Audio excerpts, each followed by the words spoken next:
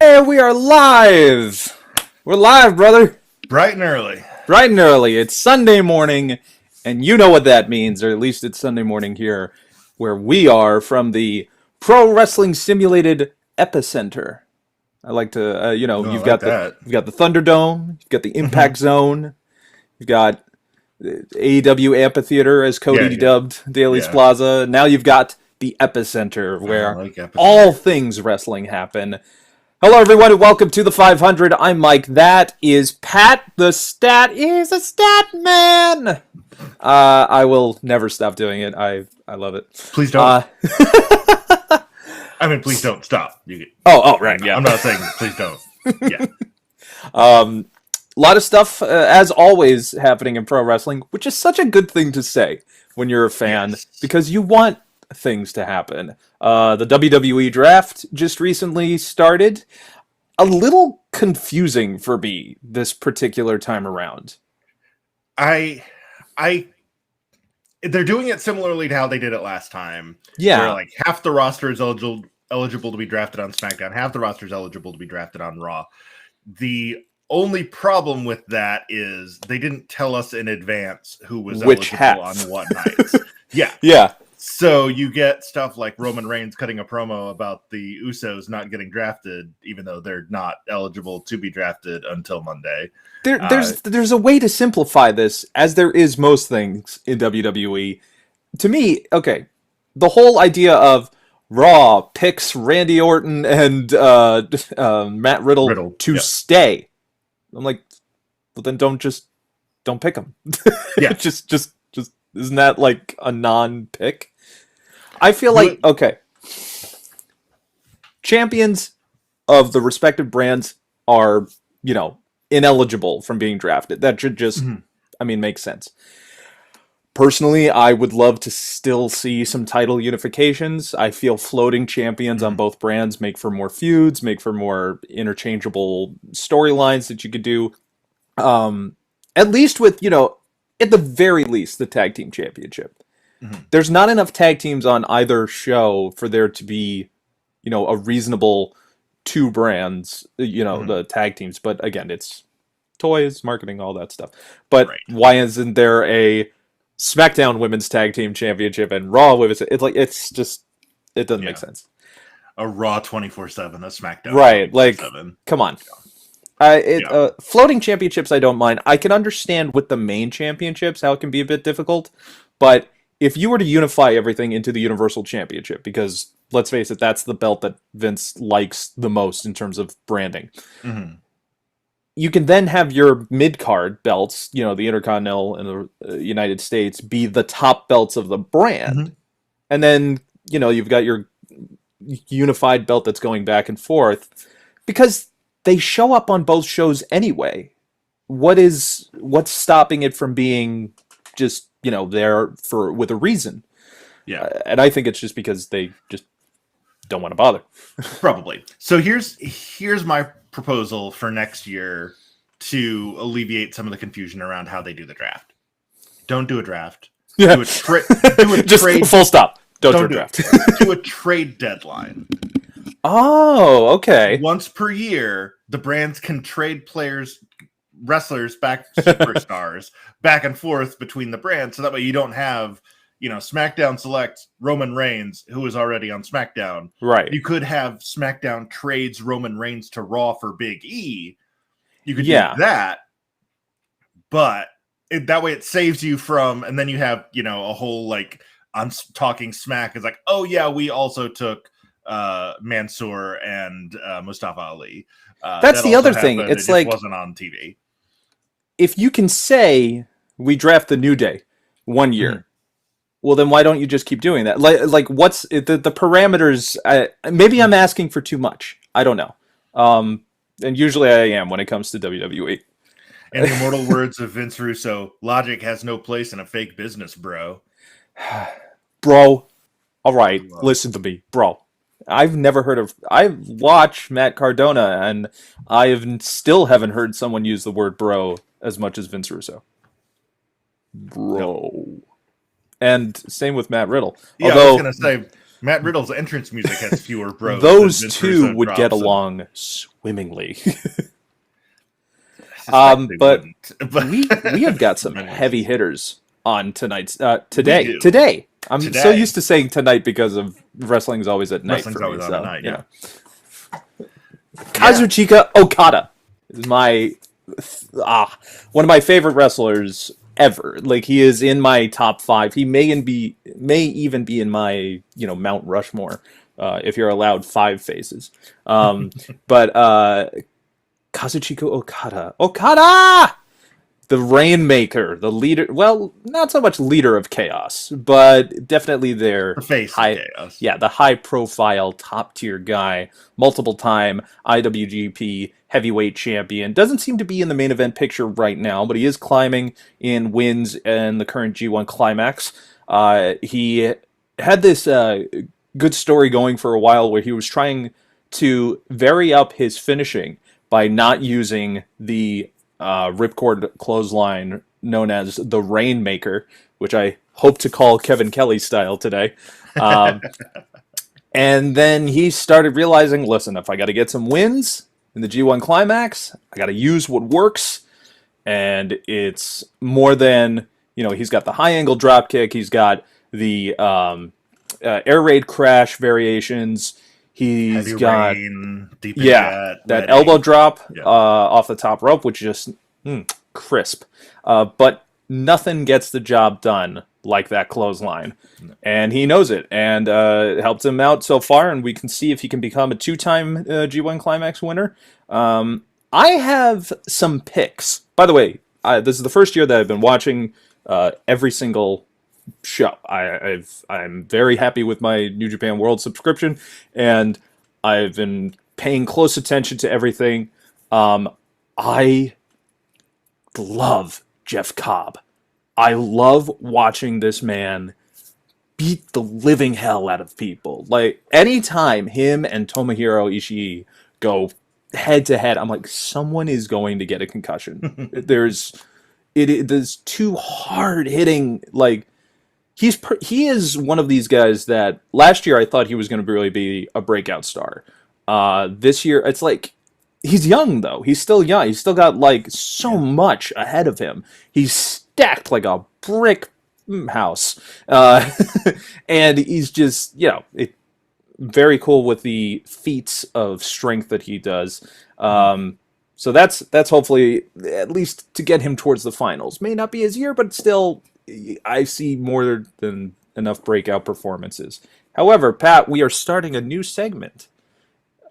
It is our Wrestler of the Week.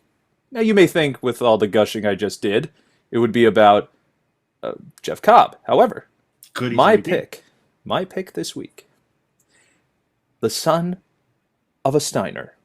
The son of Rick Steiner. More specifically, Braun Breaker.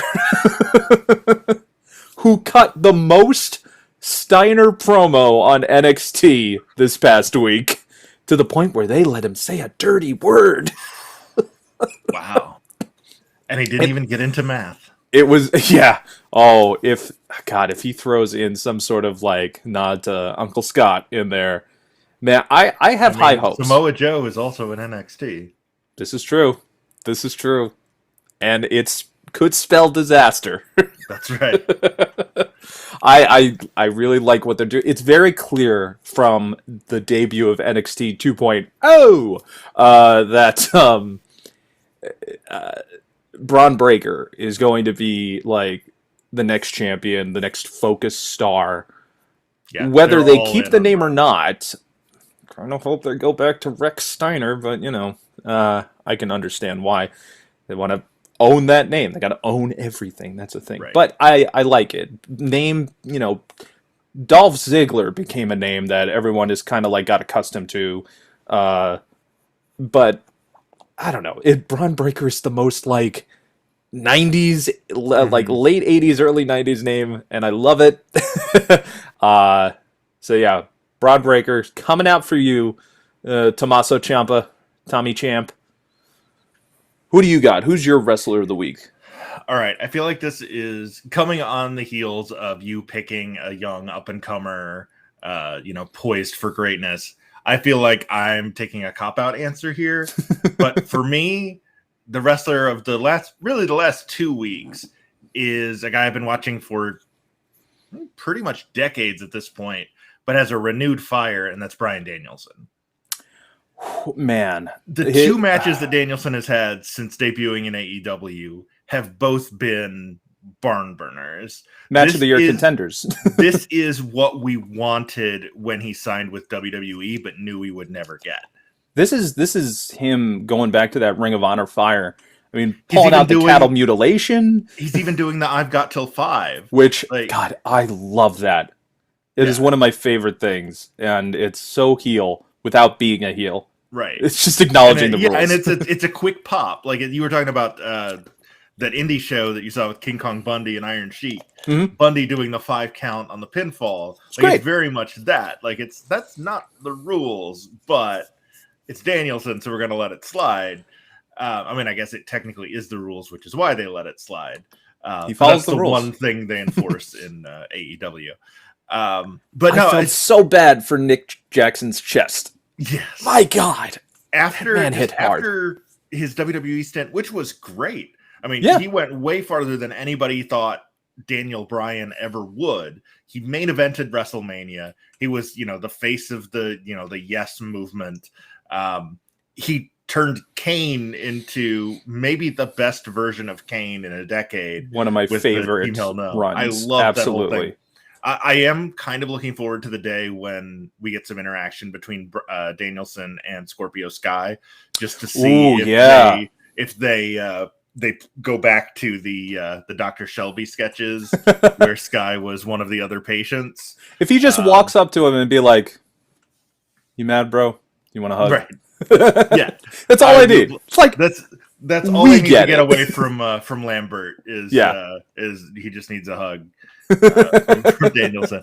So it's a cliche to pick maybe the best wrestler in the world as your wrestler of the week, but as good as he was in WWE, to see him crank that, which was already a 10, seeing him crank that up to like a 38 over the last 2 weeks. Yeah, like this is really him. This is like the one we've been waiting for. This is Danielson Unchained. And it's amazing. And I can't wait to see him go through the rest of the Elite. I can't wait to see. I mean, basically every match on that AEW roster right now is a dream match. Yeah. Like I've said with friends. Yeah, exactly. Like when you look at, hey, what is your dream match for these? I could just go through the roster page. Mm-hmm. This is what I would love to see. He knows he has to pick up wins in order to get Omega. What if he's the first guy, and obviously they can't do it because they taped like 50 matches on Dark at Universal. But what if he's like the first guy to do, a win on Elevation, a win on Dynamite, and a win on Rampage? That means technically in one night he's wrestled 3 times over the course of the week. He could be the first guy to do all that, and then just go up to Kenny Omega and be like, "Hey, did you check that out? I got 3 wins right there. That's it's pretty impressive." 5-0-1 now. Yeah. I think the easiest, probably the cheapest way, so I don't think AEW would do this, but probably the easiest way to get him a bunch of wins and a natural shot at the title would be to go with a gauntlet style match on I was thinking about that. Does each pin in the collective count, or is it like one gauntlet is one match? Like that's where ranking systems come into a little bit of a.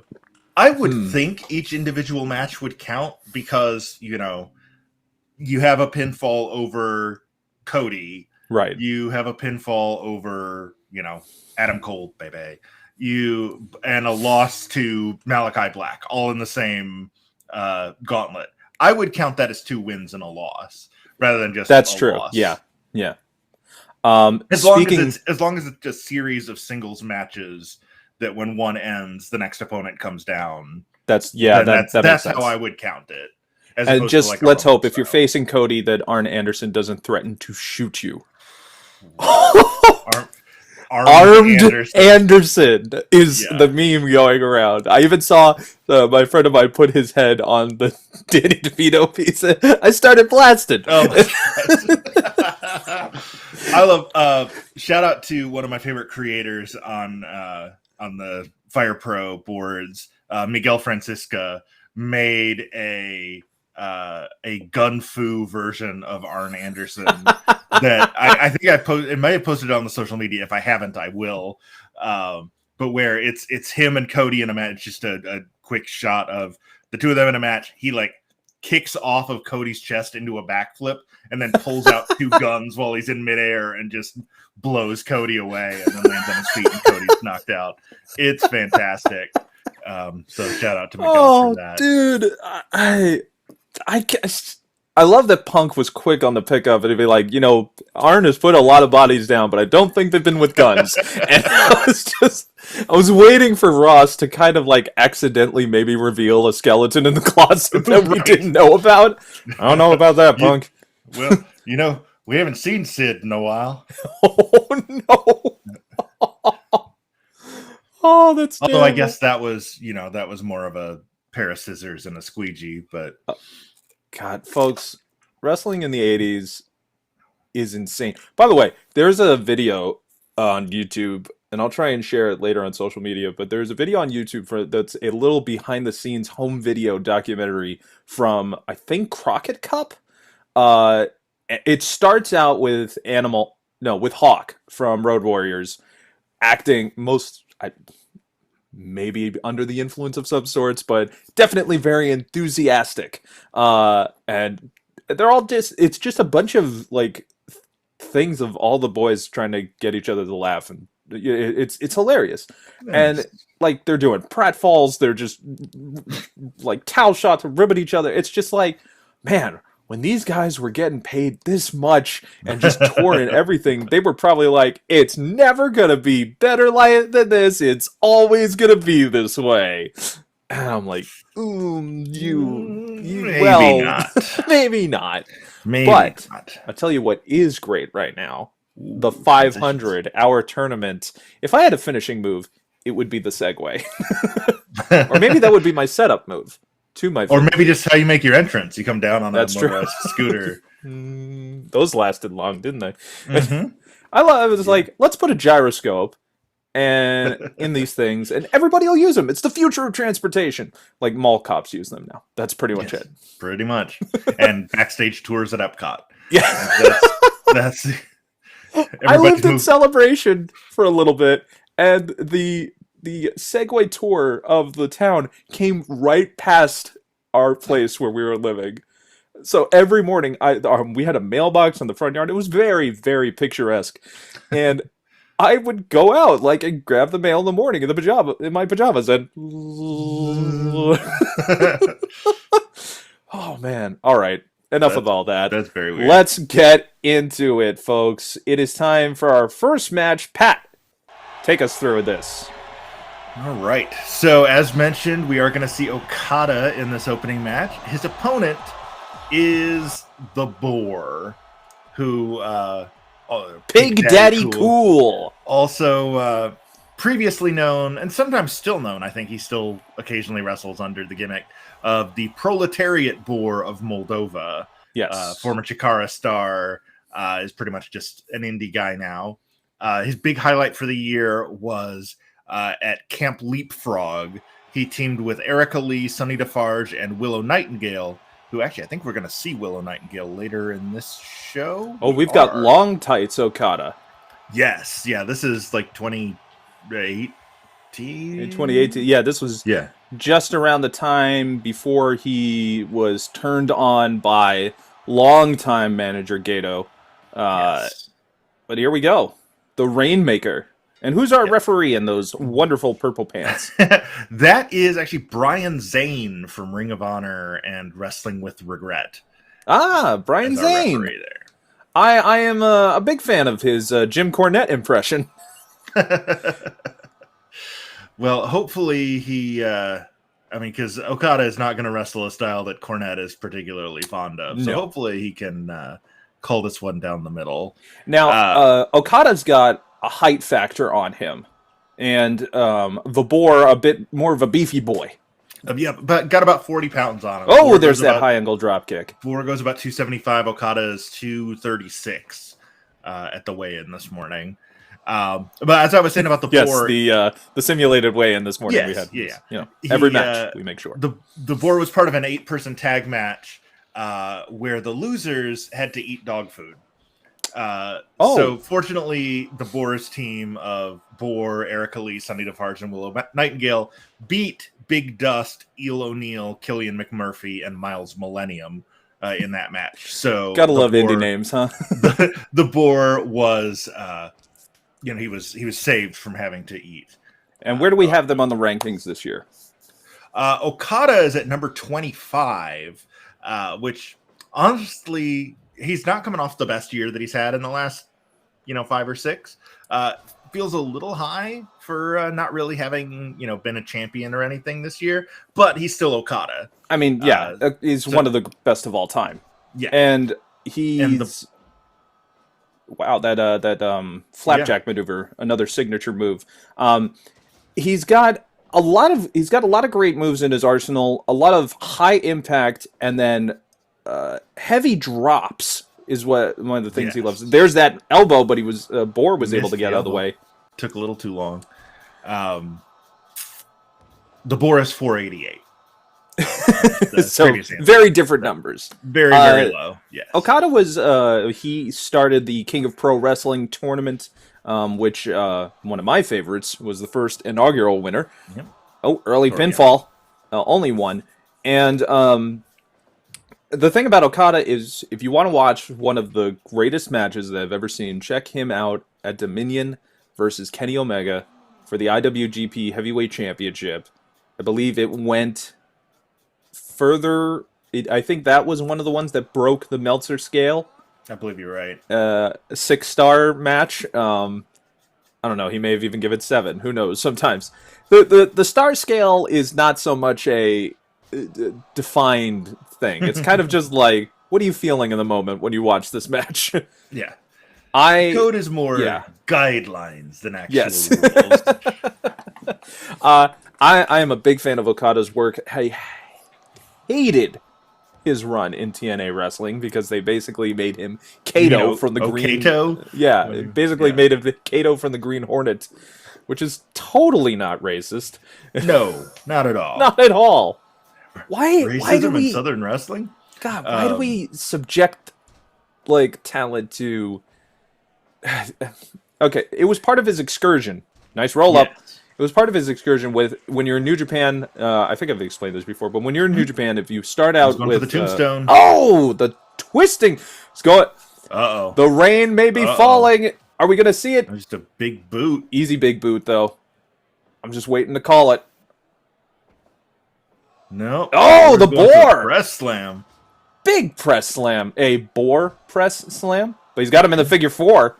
Another move that Okada uses in his arsenal as well. So is that more of like a big ear boar? Ooh, figure 4? A figure boar. So you were talking about earlier about Okada getting betrayed by Gedo. Yes. Also, this year, Will Ospreay turned on him to create the United Empire. United Empire. Which Jeff Cobb is a part of in a very heavy enforcer role, along with the big Okan. The Great Okan, not Great the Big Okan. And, the Great Okan, who does not use a microphone in his promos. He yells just out into the arena, and I love that. Big Boar elbow drop. Yeah.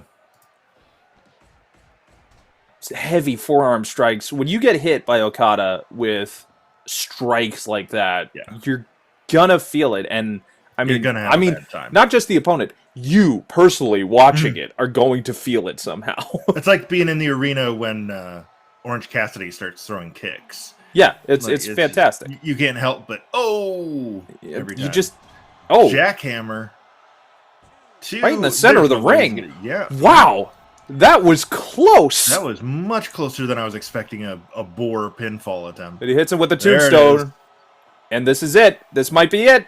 Are we gonna see it? Oh no, went for the sleeper. This is what I'm talking about. Something that he has been using lately. Yeah. avoiding that short arm clothesline, or that ripcord clothesline. Falcon Arrow, falling Falcon Arrow of sorts. Pins him right in the center of the ring. Power slam. Another again. So close. The Boar putting on a show here. It's a coming out party for the proletariat Boar of Moldova. Breaks out of that spinning tombstone. It looked like he was going to set him up for the Rainmaker. Hits him with a back elbow. Going to the other corner. Is he going to do it again? No, he's just going to casually follow him in. Uh-oh. Setting him up on the top rope. Oh, but Okada able to break out. Goes for the elbow. Woo! This is tiring both men out. Yeah, for sure. Oh, what's he going? Choke slam from the Boar. Goozle, as Taz would say. Yeah. Choke slam Jones. Big crossbody. It's a 275-pound crossbody. And again, he is pushing Okada to his limit right now. I feel like at this point, Okada has to pull out the ring. He's got it. He's danced around it the whole match. He's done that, that red ink chin lock. He's hit a couple of here comes the air raid. Well, that could be it. Yeah. Come on, Okada. I'm a little biased. I can't help it. There it is. Rainmaker! That's gotta be it. 1, 2, 3. Yes. There it is. Okada moves on. Okada has watched too many upsets in this tournament. It will not be me. 1354 with the Rainmaker. Certainly not going to happen to Okada. Whew. And Okada will now face another fellow New Japan star. Later on tonight, we will see 2 members of Bullet Club. It is today. It is today. We're live, brother. Later in this episode, 2 members of Bullet Club will go one-on-one. When El Fantasmo takes on Tangaloa, Okada will face the winner of that match in round 2. The Gorillas of Destiny, by the way, Tamatanga and Tangaloa have been really killing it in the G1 Climax, showing that they can be single stars if they want to. I'm a big fan of both guys. I think that, I love them as a tag team. I hope they stay as a tag team, but I really do. I have been very impressed by their singles run. But we are now going to move on to our next match, Sheamus versus Mr. Grimm. Another bit of a disparity in the ranks here. Sheamus coming in at number 56, and Mr. Grimm at 457. So Mr. Grimm, honestly, this was one of the hardest ones to research. There's not a whole lot of info on him on Internet Wrestling Database. There's not a whole lot on him on Cage Match. Not surprisingly, he doesn't have a Wikipedia entry. He did make it to the semifinals of the Enjoy Cup this year before losing to previous wrestler in the 500, MV Young. But he did pick up a big win over Lee Moriarty right before the evaluation period ended in June. So he's coming in with a little bit of momentum, but he's up against a face maskless Sheamus, who is no longer the United States champion and angry. So we'll see how that bodes for Mr. Grimm. He's so angry he shaved his head again into the mohawk. Yes. And our referee for this matchup, I believe, representing New Japan.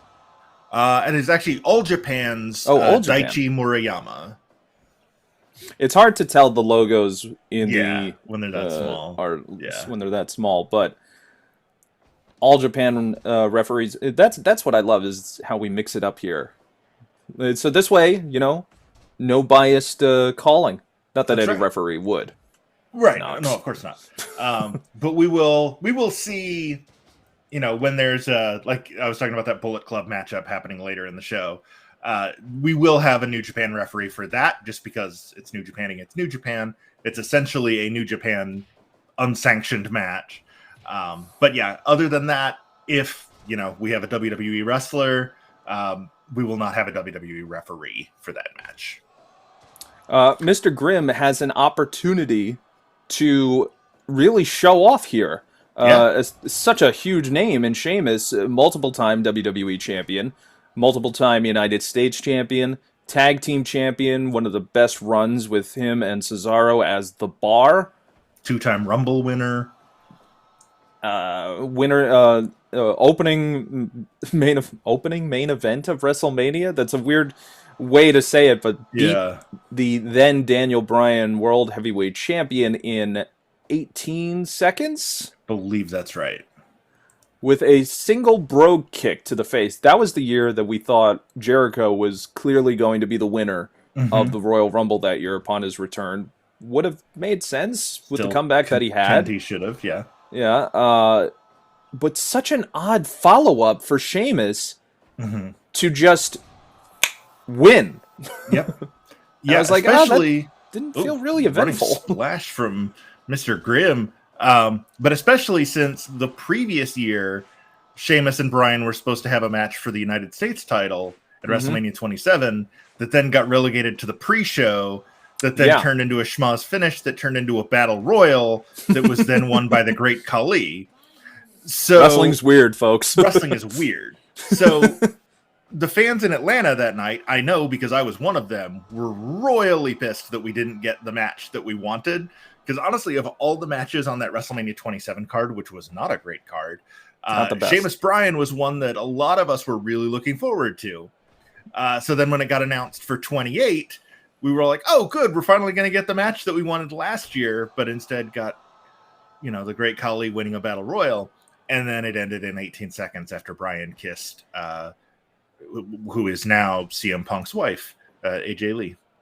A New Jersey girl. I met her while I was ring announcing with the promotion that she trained in, American Championship Entertainment, also known as Ace Pro Wrestling. Shout out to Mike Mondo, White Noise from Sheamus, who was one of right back up. a lot of NYWC wrestlers and who went on to WWE, also in Ring of Honor wrestlers were starting there in Ace and Jersey All Pro Wrestling. It was an amazing time. Now I see Jay Lethal. Ooh, big splash pin, Warrior style.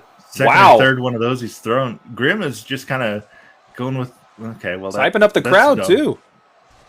Well, big I was gonna say over the head, dumb. belly to belly, face to face with Sheamus, and instead went overhead with it. By the way, folks, we are streaming live on YouTube, Facebook, and Twitch, wherever you're watching us. The replay, here we go, with a pin by Sheamus. Oh! I thought he had him with that white noise. And we will be doing this now where we will stream live. The episodes will stay up in the archive, but 1 week later we will be posting them permanently on the YouTube channel, along with every singles match. Another big running splash. No. Very Third close. Time was maybe the charm there. And again, he goes for the... that maneuver right there. Back suplex. I think he's calling for the end, whatever that may be. Yeah. But nope, Sheamus quick to turn him around. Those clubbing forearms across the back. Sheamus is an underrated performer in the WWE, in my opinion. Celtic Cross. Right. I thought he was going to bomb him over the top rope. Turnbuckle. Oof. Grimm with the knee to the midsection. Another white noise from Sheamus. That took a lot out of him. Yeah. He's taken too many of those big splashes from Grimm. He's winded. He just had all the air driven out of his lungs. And a big power slam from the big man. I think that Sheamus is one of those guys who he's an all-tool player. He's got everything about him, and he can work so many different styles. This particular match, as Big E would say, what was that? He stole that X Factor is Grimm's finisher, and he's gonna pin him with it. Wow! White noise and the brogue kick weren't enough, but that X Factor was, and Sheamus is gonna move on. And not only did he win, but he won with a steal. Yeah. Oh, boy. Stole his opponent's finisher. He will now face the winner between Forastero and Joe Doring in round 2. I think that match is happening next week on the 500. I haven't looked at the schedule, but I think that's when we can expect that one. Favorite Sheamus match? Ooh. Oh, that's a really good question. That's why I asked it. It's almost like you're good at this. Some say. Gosh. Well, what's yours? Let me give me a second to think. I would say it is definitely one of his matches with the Bar. I just love that tag team. That's where I am as well. I'm trying to figure out which Bar match is my favorite. That's tough. I mean, I do like the setup for how they became a tag team. Just two guys. Feud. Yeah, it was kind of like it was the one time where how are these guys gonna get along? Like it actually progressed into something, and I feel like one of Vince's favorite movies is Lethal Weapon because that's just every tag team now. Yeah, just like hey, how are these guys gonna get along? Well, we'll find out. I mean, you just kind of have to. I don't know, maybe just make them a tag team instead? They won't really until one of them turns on the other. Like Angel Garza and Humberto Carrillo just like remember, hey, we're cousins. Do you remember that? Okay, let's be a tag team.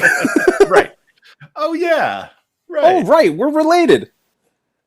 But let's get into our next match.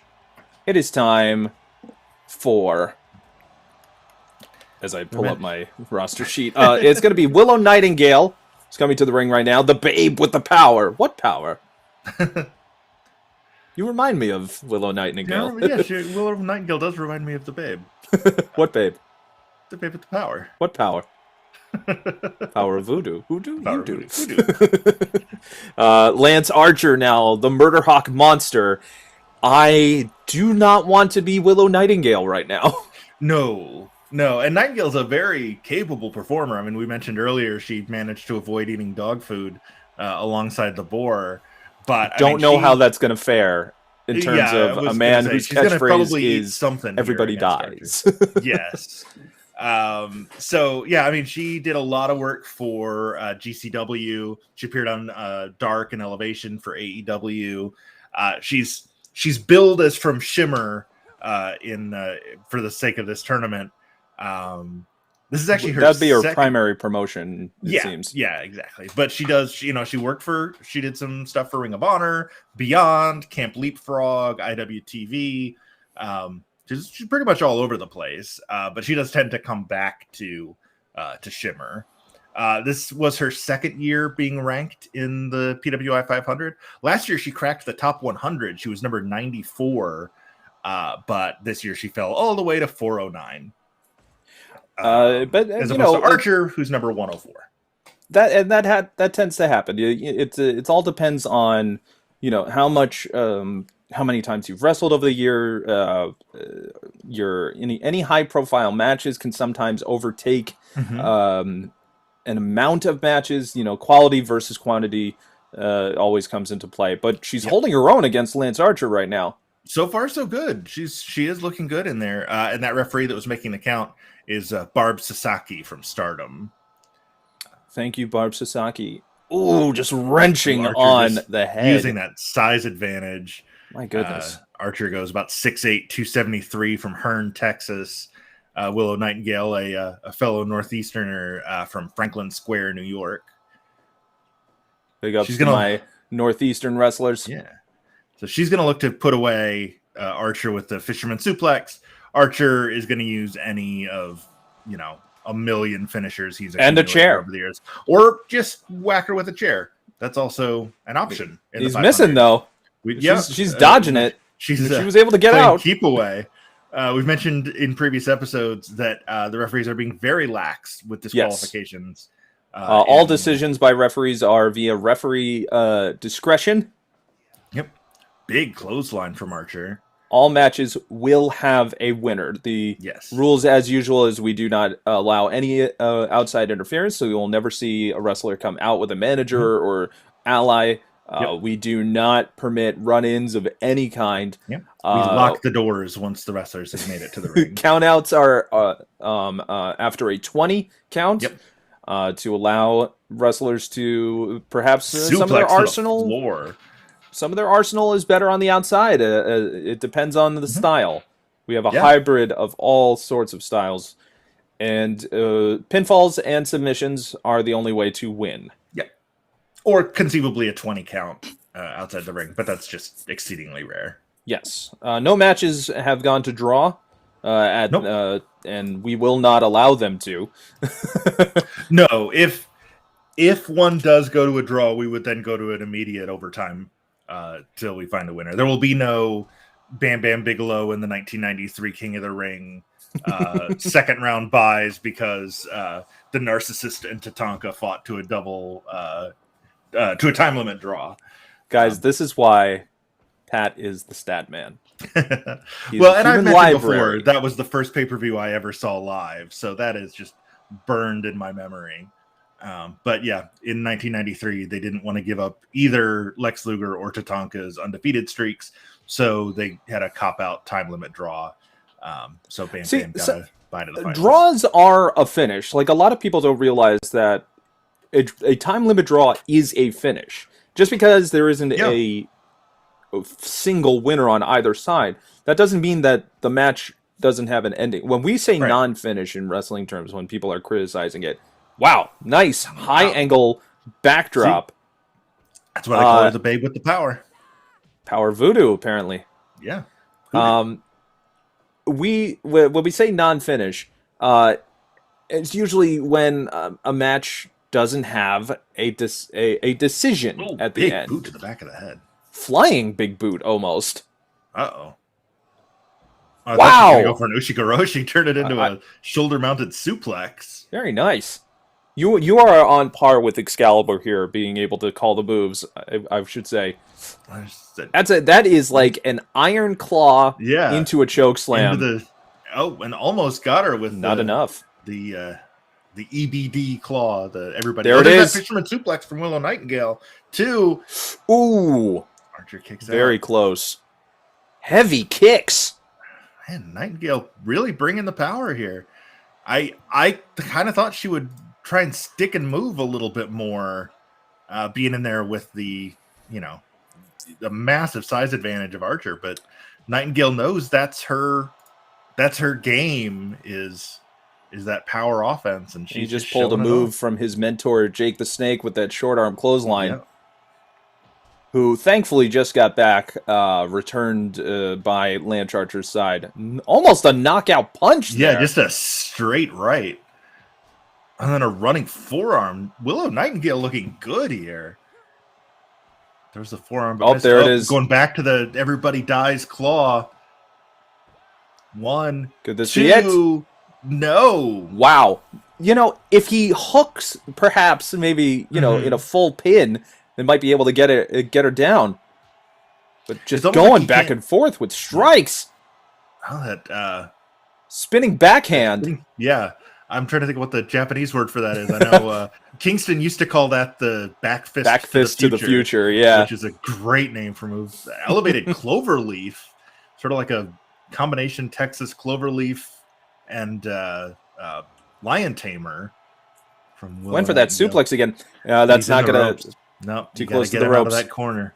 Nightingale got a little overzealous there. Is Archer gonna fly? Dive? No. Fake out from Lance Archer.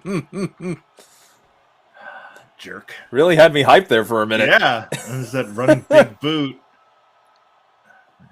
Archer's feeling himself here. Yeah. Big chop almost to the face of Nightingale just because of the height disparity. Big clothesline. Big forearm. Okay, Archer has just kind of firmly taken control of it. All right. I'm not done sure. Playing around here. This is just a beatdown. Oh, Nightingale gets him into the corner, though. She going for the tornado DDT? And she hits it. That might be enough. She goes back to that elevated cloverleaf. Barb Sasaki checking on Archer. Archer trying to get to the ropes. Oh, he still gets to the ropes. He's still got too much power in those legs. It's a lot of upper body strength to pull yourself to the ropes, especially from that angle. That was interesting. There with that nice combination there out of a body slam position. It's that shoulder mounted suplex again. One more time. Nightingale. I'm surprised not going for the pin after that. Yeah, she probably should have. That may be a fatal mistake. Archer hits the clothesline. Southpaw clothesline. Going back for the claw. Well, third time's the charm here for the everybody dies claw. Two. It is. There we go. Lance Archer moves on. It is over. So Archer. Lance Archer. He will face the winner of a match we're going to have later on today between Cedric Alexander and the world famous CB. The winner of that match is going to be against Archer. Willow Nightingale, we hardly knew ye. A great showing, though. Fantastic showing, absolutely. There is no shame in losing clean to Lance Archer. Everybody loses clean to Lance Archer because everybody dies. Yep. Were you a part of Hoyta Mania back in the TNA days? Never in person, but watching on Fox Sports Detroit. Yeah, I was a Hoyt fan. Lance Hoyt, when he was starting out in TNA. The first thing, like I had always noticed, was, man, that is a ugly back tattoo that he had. Yep. Mm-hmm. But I mean, Hoyta Mania was running wild. Like it was really fun to see like him embrace that, and then he disappeared. Yes, I don't know what happened. Yeah, I feel that's a Jeff Jarrett move, frankly, because I think the same thing kind of happened with Monty Brown, where it was a rise of a star, and you're like, naturally, this is the moment to crown the champion, and then. It happened so many times with Jarrett as champion. Yep.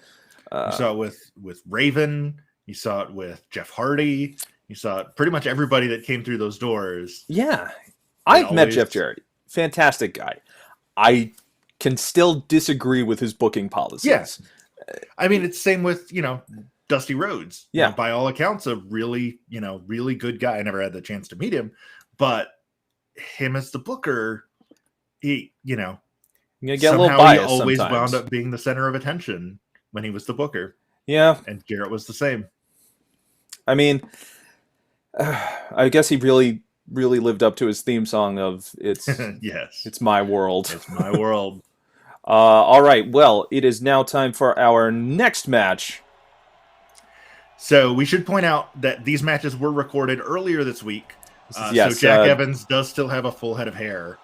Jack Evans. Jack Evans from the Heavens, part of the Hardy family office, currently in AEW, one half of Hybrid 2 with Angelico.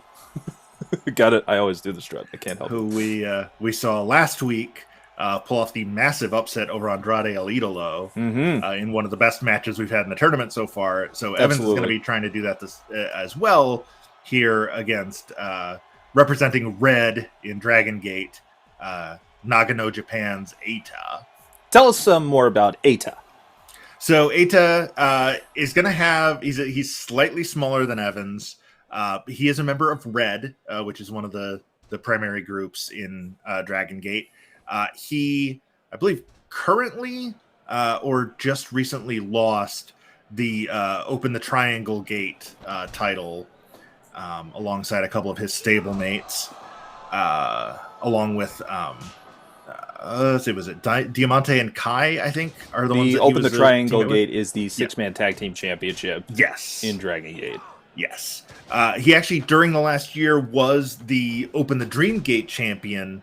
He beat Naruki Doi to win that, but eventually lost it to Shun Skywalker, which is just a great name.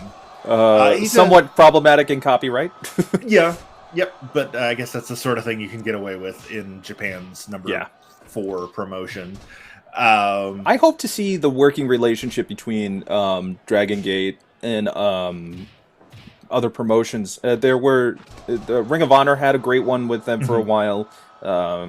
At one point, I mean that trios match with shoot, why am I blanking on what the teams were? I think that is. Are you talking about Austin Aries, Roderick Strong? Was that the new one with next generation? Do Fixer and yeah.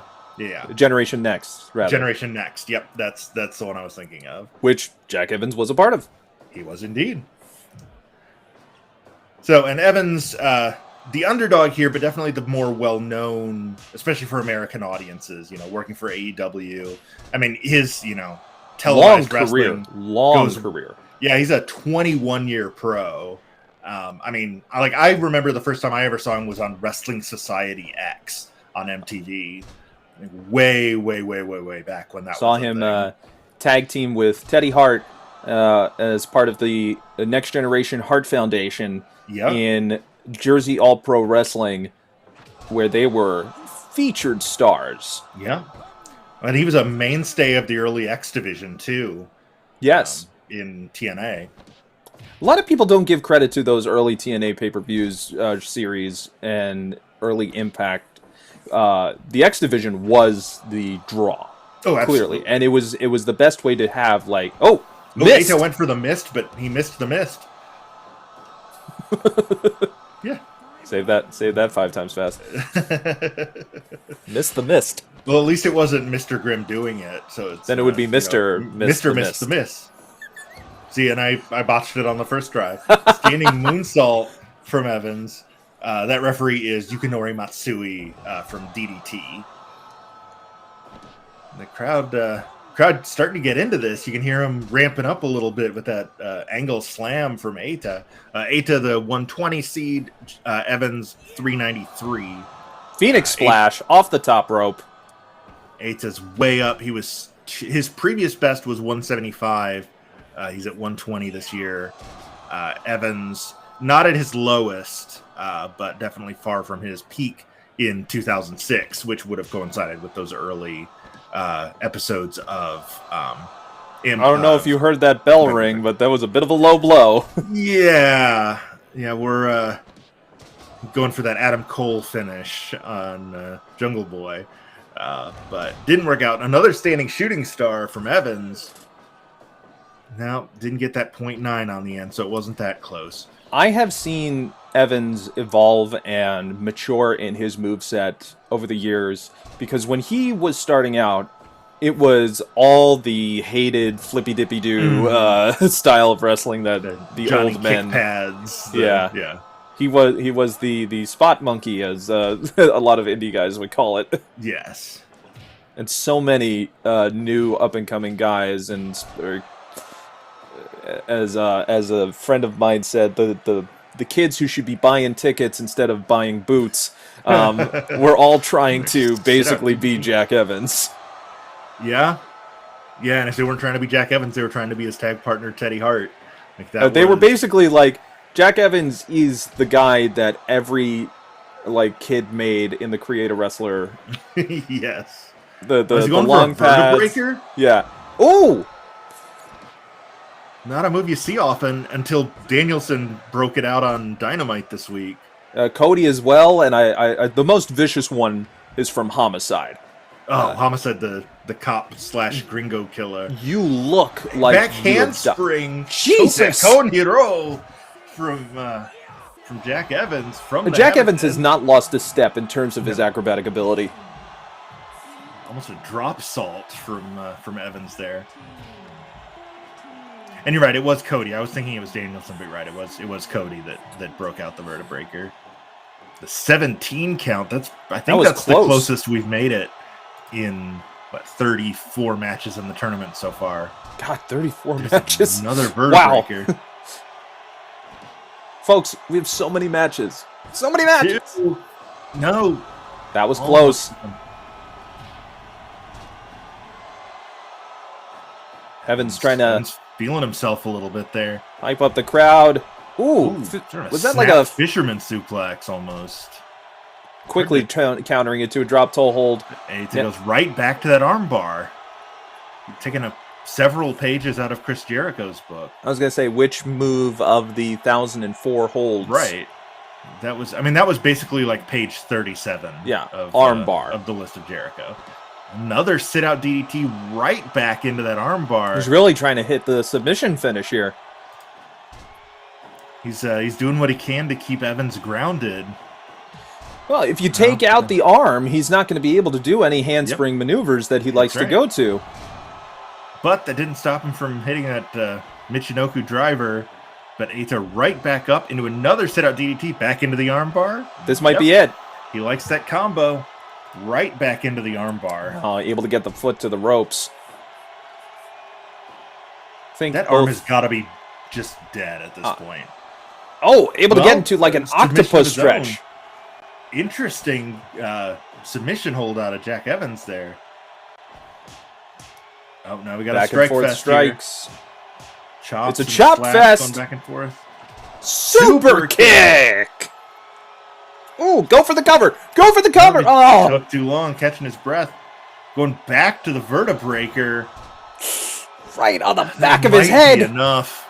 2, 3. Congratulations. Yep. Fourth time's the charm with that vertebreaker. Wow.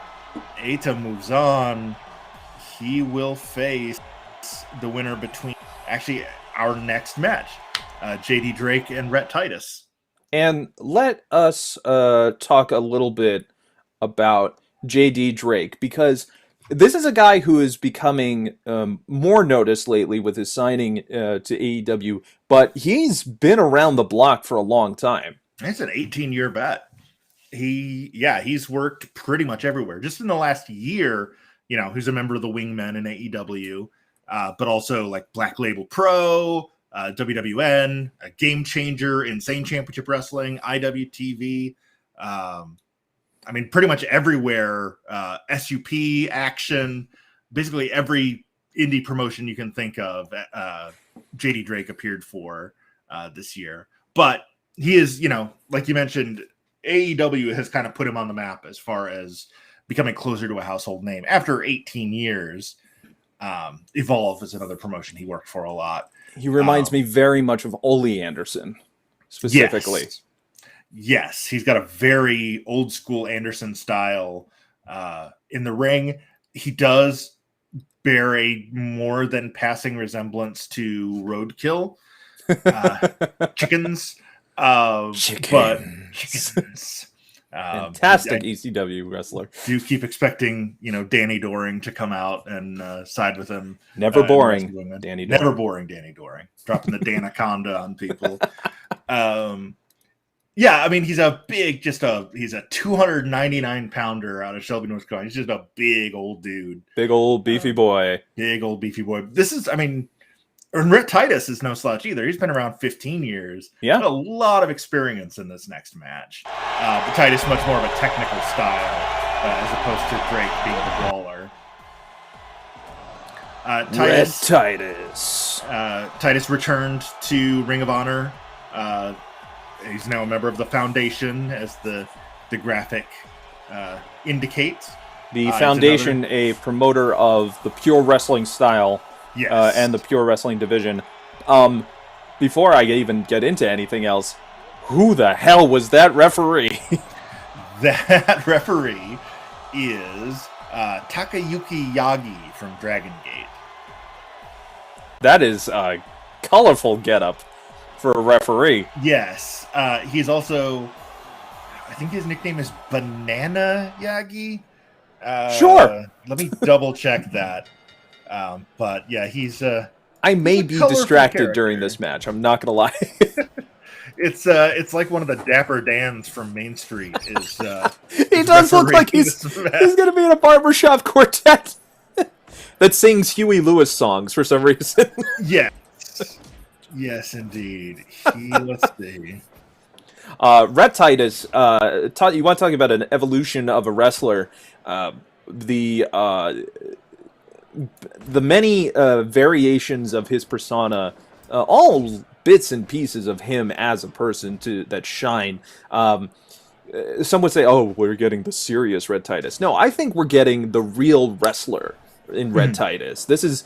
I want to showcase that I'm not, like a ladies' man, or I'm right. This isn't All Night Express. This isn't me trying to get those pops with those catchphrases or anything. This is me doing the work, showing that I have what it takes. I'm not just a guy with a good look on him. He deserves to belong, to be in the ring, and being the promoter of pure wrestling style that he is right now.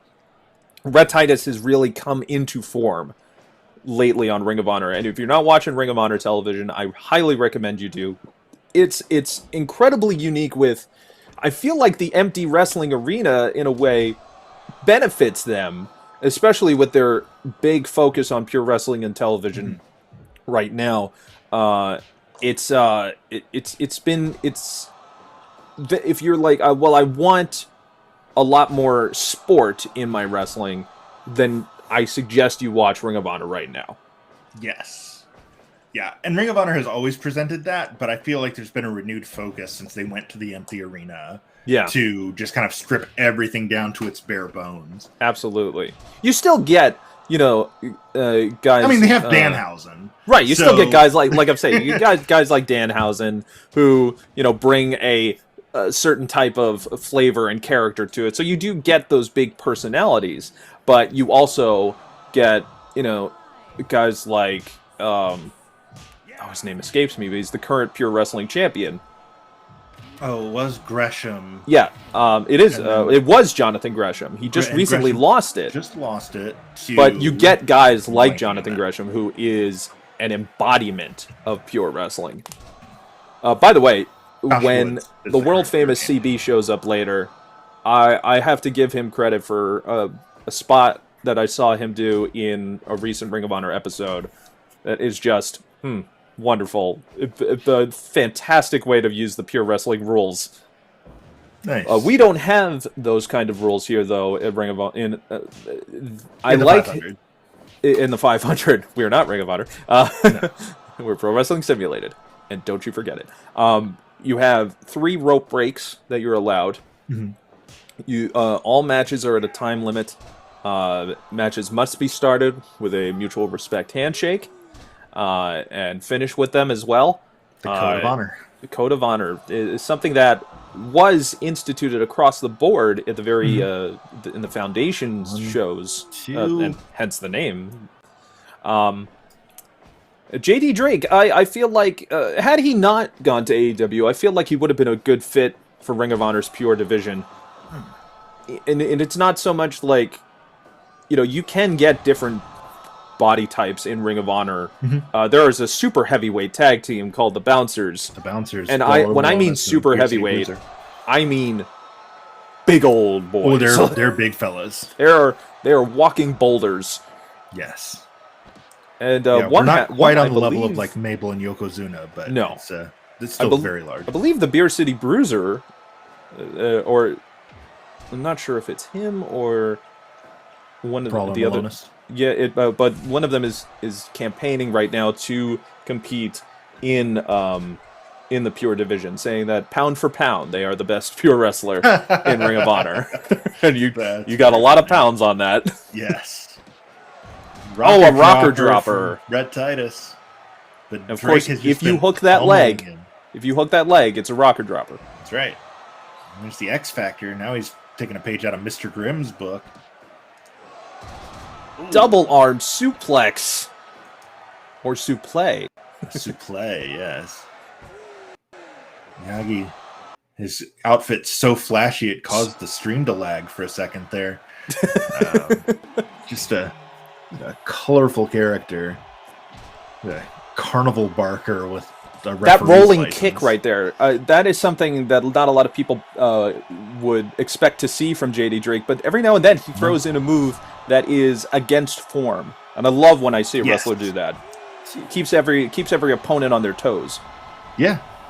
Well, I was talking very briefly about Mabel earlier. He had that similar kind of that rolling kick that he would do. Like, oh, you don't expect a 570-pound guy to pull that off, but there it is.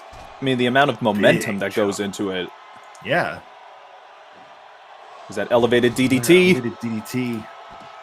Calls that retribution. That might be enough to pick up the win. 2, 3. It is. Rhett Titus will now face Eita in the second Red round. Titus. He had a very oh God, I can't remember the name of the artist, but Ring of Honor entrance themes have a tendency to sound like pop music that is reflective of their character. Most notably, the songs used by Dalton Castle that are, I mean, it's Queen karaoke, but still, it's fantastic. That was our fifth match, which means it is now halftime. We're going to take a little 5-minute break, but when we come back, we are going to possibly walk with Elias when he takes on Mistez's Mistet. It feels like I'm trying to say like Mr. Mixpitalik. Mistez's Jr. We will be right back. You are watching Pro Wrestling Simulated. We'll see you in 5.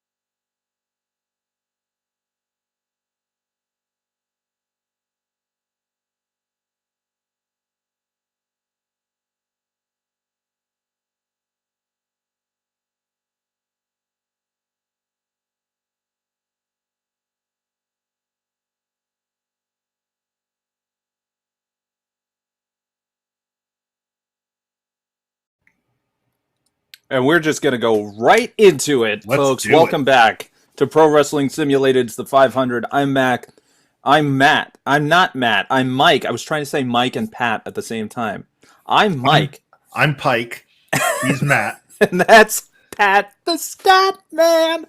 And that is Mysterio Jr. Yes, indeed. Why does that mask look so familiar, Pat? It's possibly because the original Mysterio, who Mysterio Jr. Inherited the mask from, was also previously known as Mystico, and Sin Cara. My favorite Sin Cara story is still to this day, and I learned this, watched this with our good friend Benny Benya. Booker T was calling a Sin Cara match. Sin Cara means with the faceless. Greatest of ease. Sin Cara means no face, faceless. Yes. Without face, because it's full mask, couldn't see the eyes. It was really nice.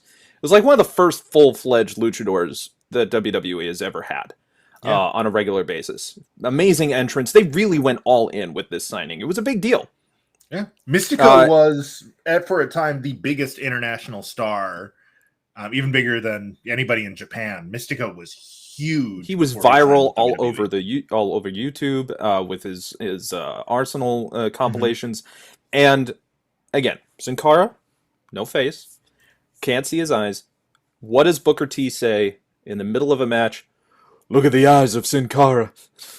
Jeez, Booker. Booker. Well, let's talk about Elias. Started out as Elias Sampson in NXT. Began his character as the Drifter. The Drifter. The roadside musician, kind of like a gruff Jim Morrison sort. A bit of a Bob Dylan, kind of angry busker kind of character. And was on the cusp of just, again, one of these guys where you're like, give him a title or it doesn't even necessarily have to be a title, but like big profile win. For the most part, he's just been a character. We have not really seen him wrestle a lot in WWE. No. And that surprises me, like, because you're like, oh yeah, Elias, of course, I've seen him. No, wait, I've just seen him. I've seen him in segments. He's on TV frequently. Yeah. He just, he wrestled a total of 29 matches during the evaluation period from July 1st to June 30th. Did not have a great record during that time. He had 4 wins. But he had a hit record. He did. On he iTunes. Did indeed. Universal Truth. Yeah. His second album after 2018's Walk with Elias. You have to put that pause in there. That got over so well. Yes. Who would have thought? And he just thought of that too. Yeah. And he won a Slammy for musical performance of the year for performing Universal Truth on an October episode of Raw. We're actually closing in on the 1-year anniversary of that performance. Which is the better rock concert? The one by Elias or the one by The Rock? Or The Rock concert. I mean, if we're talking best musical performance of all time on WWE TV, it's With My Baby Tonight from In Your House 4 or 5, whichever one that was. Or possibly the West Texas Rednecks doing Rap is Crap. Yes. But given those two choices, wrestling can be dumb sometimes. Yes, it can. But also the fact that the West Texas Rednecks, led by Minnesota's Kurt Hennig, that was so over. It was WCW. Partially because it was WCW and a bit of a southern tendencies. In their culture, nice way of putting it. Also, because the No Limit Soldiers sucked. Oh, like, God. I'm sorry, but that was such a terrible use of cross promotion. Like worse than using ICP, who actually liked wrestling. Yes. Yeah. Oh man, we could do just a whole episode talking about WCW's failed musical acts, like the Kiss Demon. Kiss Demon, my favorite. He can't or Dale lose. Torborg. He cannot lose. Gene, I don't think we can do that. Nope. That's He not how has this to works. not lose. All right, well, we're just not going to use him then. It's a choice between him going undefeated and beating Goldberg or just not being on TV. We'll just not put him on TV. Yeah, we'll pay you. But that's it. What a waste of a license. But going back to the question, I mean, the Rock concert. I don't even remember what the question was at this point. Between Elias and yes, the Rock. yes. The Rock concert is an iconic moment. The performance was probably better from Elias, but actually a good musician. Yes. Comparatively. The Rock concert is, just one of those like all-time most memorable WWE TV moments. So, but yeah, back to WCW and their terrible music. Elias may be coming back with a new hat. Oh, good. Going the Malibu Stacy route. It very much feels like the Malibu Stacy joke. It's just the same. It's don't be tricked. He's got a new hat. You mean like Undertaker coming back at WrestleMania 20? Where he was still booger red, just with a new hat. Just, oh, God. And Paul Bearer. I will admit, the that WrestleMania 20 entrance, that is probably one of his best entrance, of all time. Echoing through Madison Square Garden, just that was so great. Classic moment. And then we got more Undertaker matches, which well, I mean, admittedly, like, his matches with Shawn and Hunter, like he did put on some of the best matches of his career. Still will argue that Hell in a Cell should have been his, like, that felt like when they had their little curtain call moment on the ramp, like, we're done. That should have been the end of it. And if that wasn't it, then losing to Brock should have been it. Yeah, I mean, I still will argue that the streak should have never ended. It was one of the last, like, mystiques of wrestling. I think people would still question. Should have ended, but it should have ended in the match against Orton a decade earlier. Unlucky number 13. When he was 13. Doing the Legend Killer gimmick. Yeah. That's what should have done it. But yeah, once he won that, it was like, okay, well then just, don't end it. Unless you can somehow build somebody else up to that level. It didn't help when he came back the next year and beat Bray Wyatt, and we were all just kind of like, oh, okay. Yeah. It's another Taker win. Yeah. Elias just slamming Mysterio Jr. to the floor. AEW referee Paul Turner making the count. I respect that his calling. He is always guy on the ball. Yes, indeed. Mysterio Jr. Again, following that luchador tradition of when you are the follow-up to taking the mask of a previous luchador, Junior is usually the name that you take.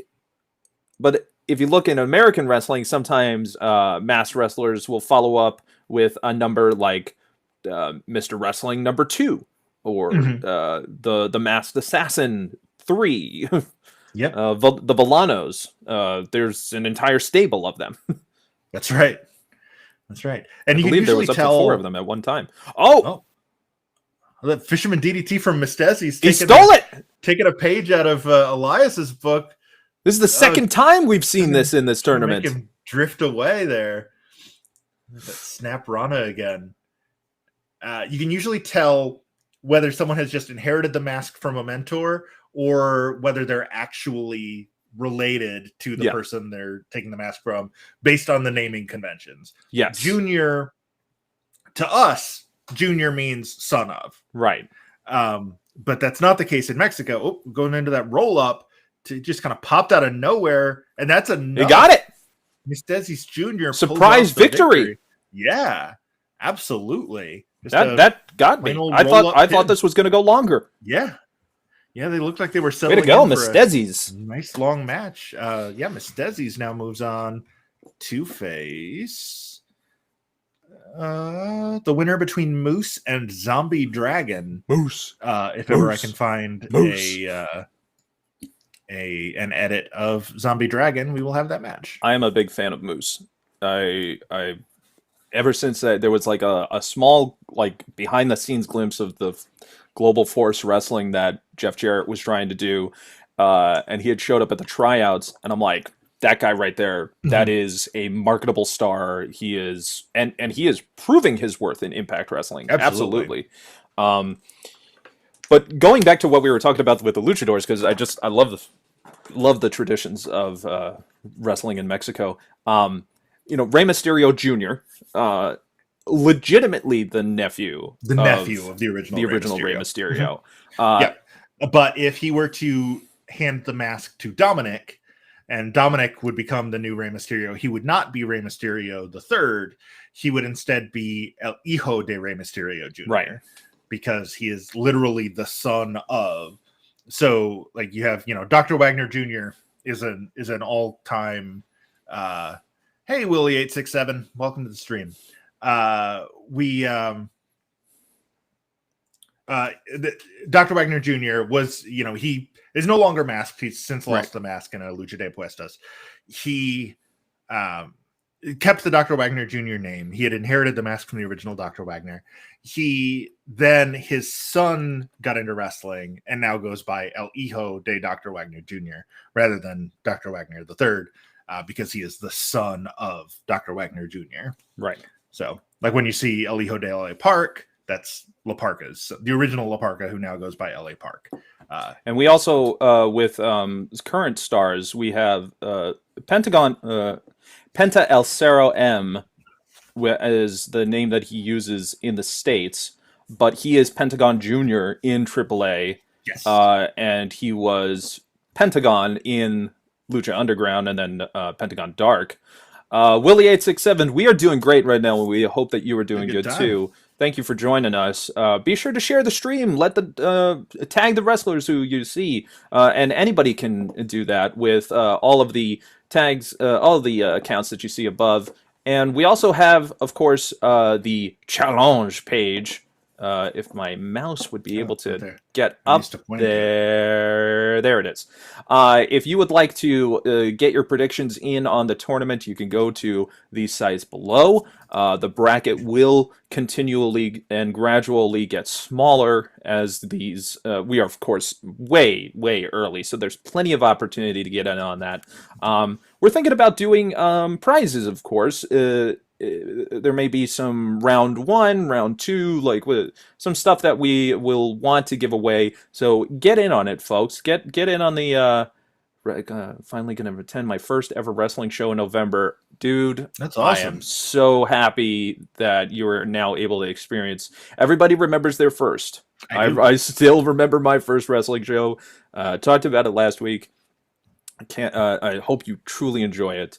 September 24th, 1995. Saginaw Civic Wow, you Center. still remember the date.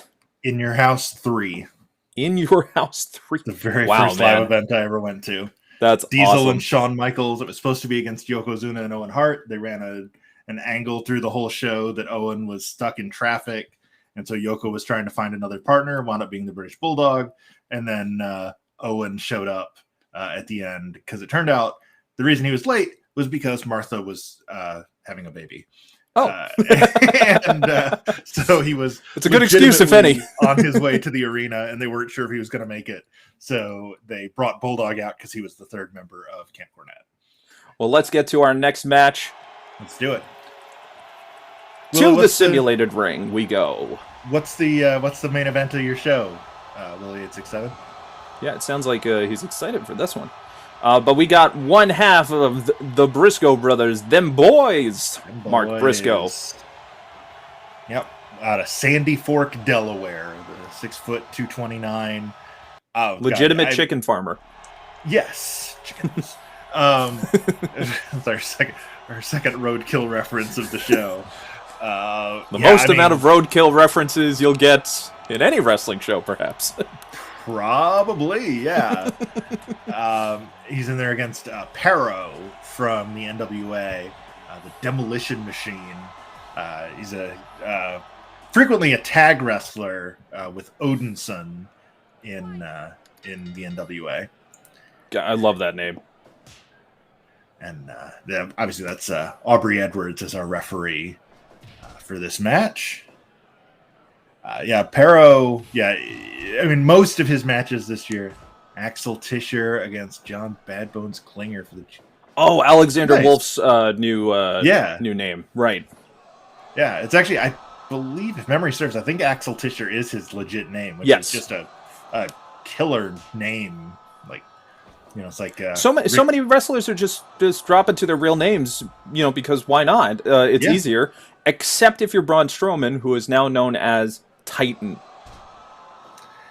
I mean, that's a good name. It's a good name, but I don't think there's anything wrong with Adam Scherr.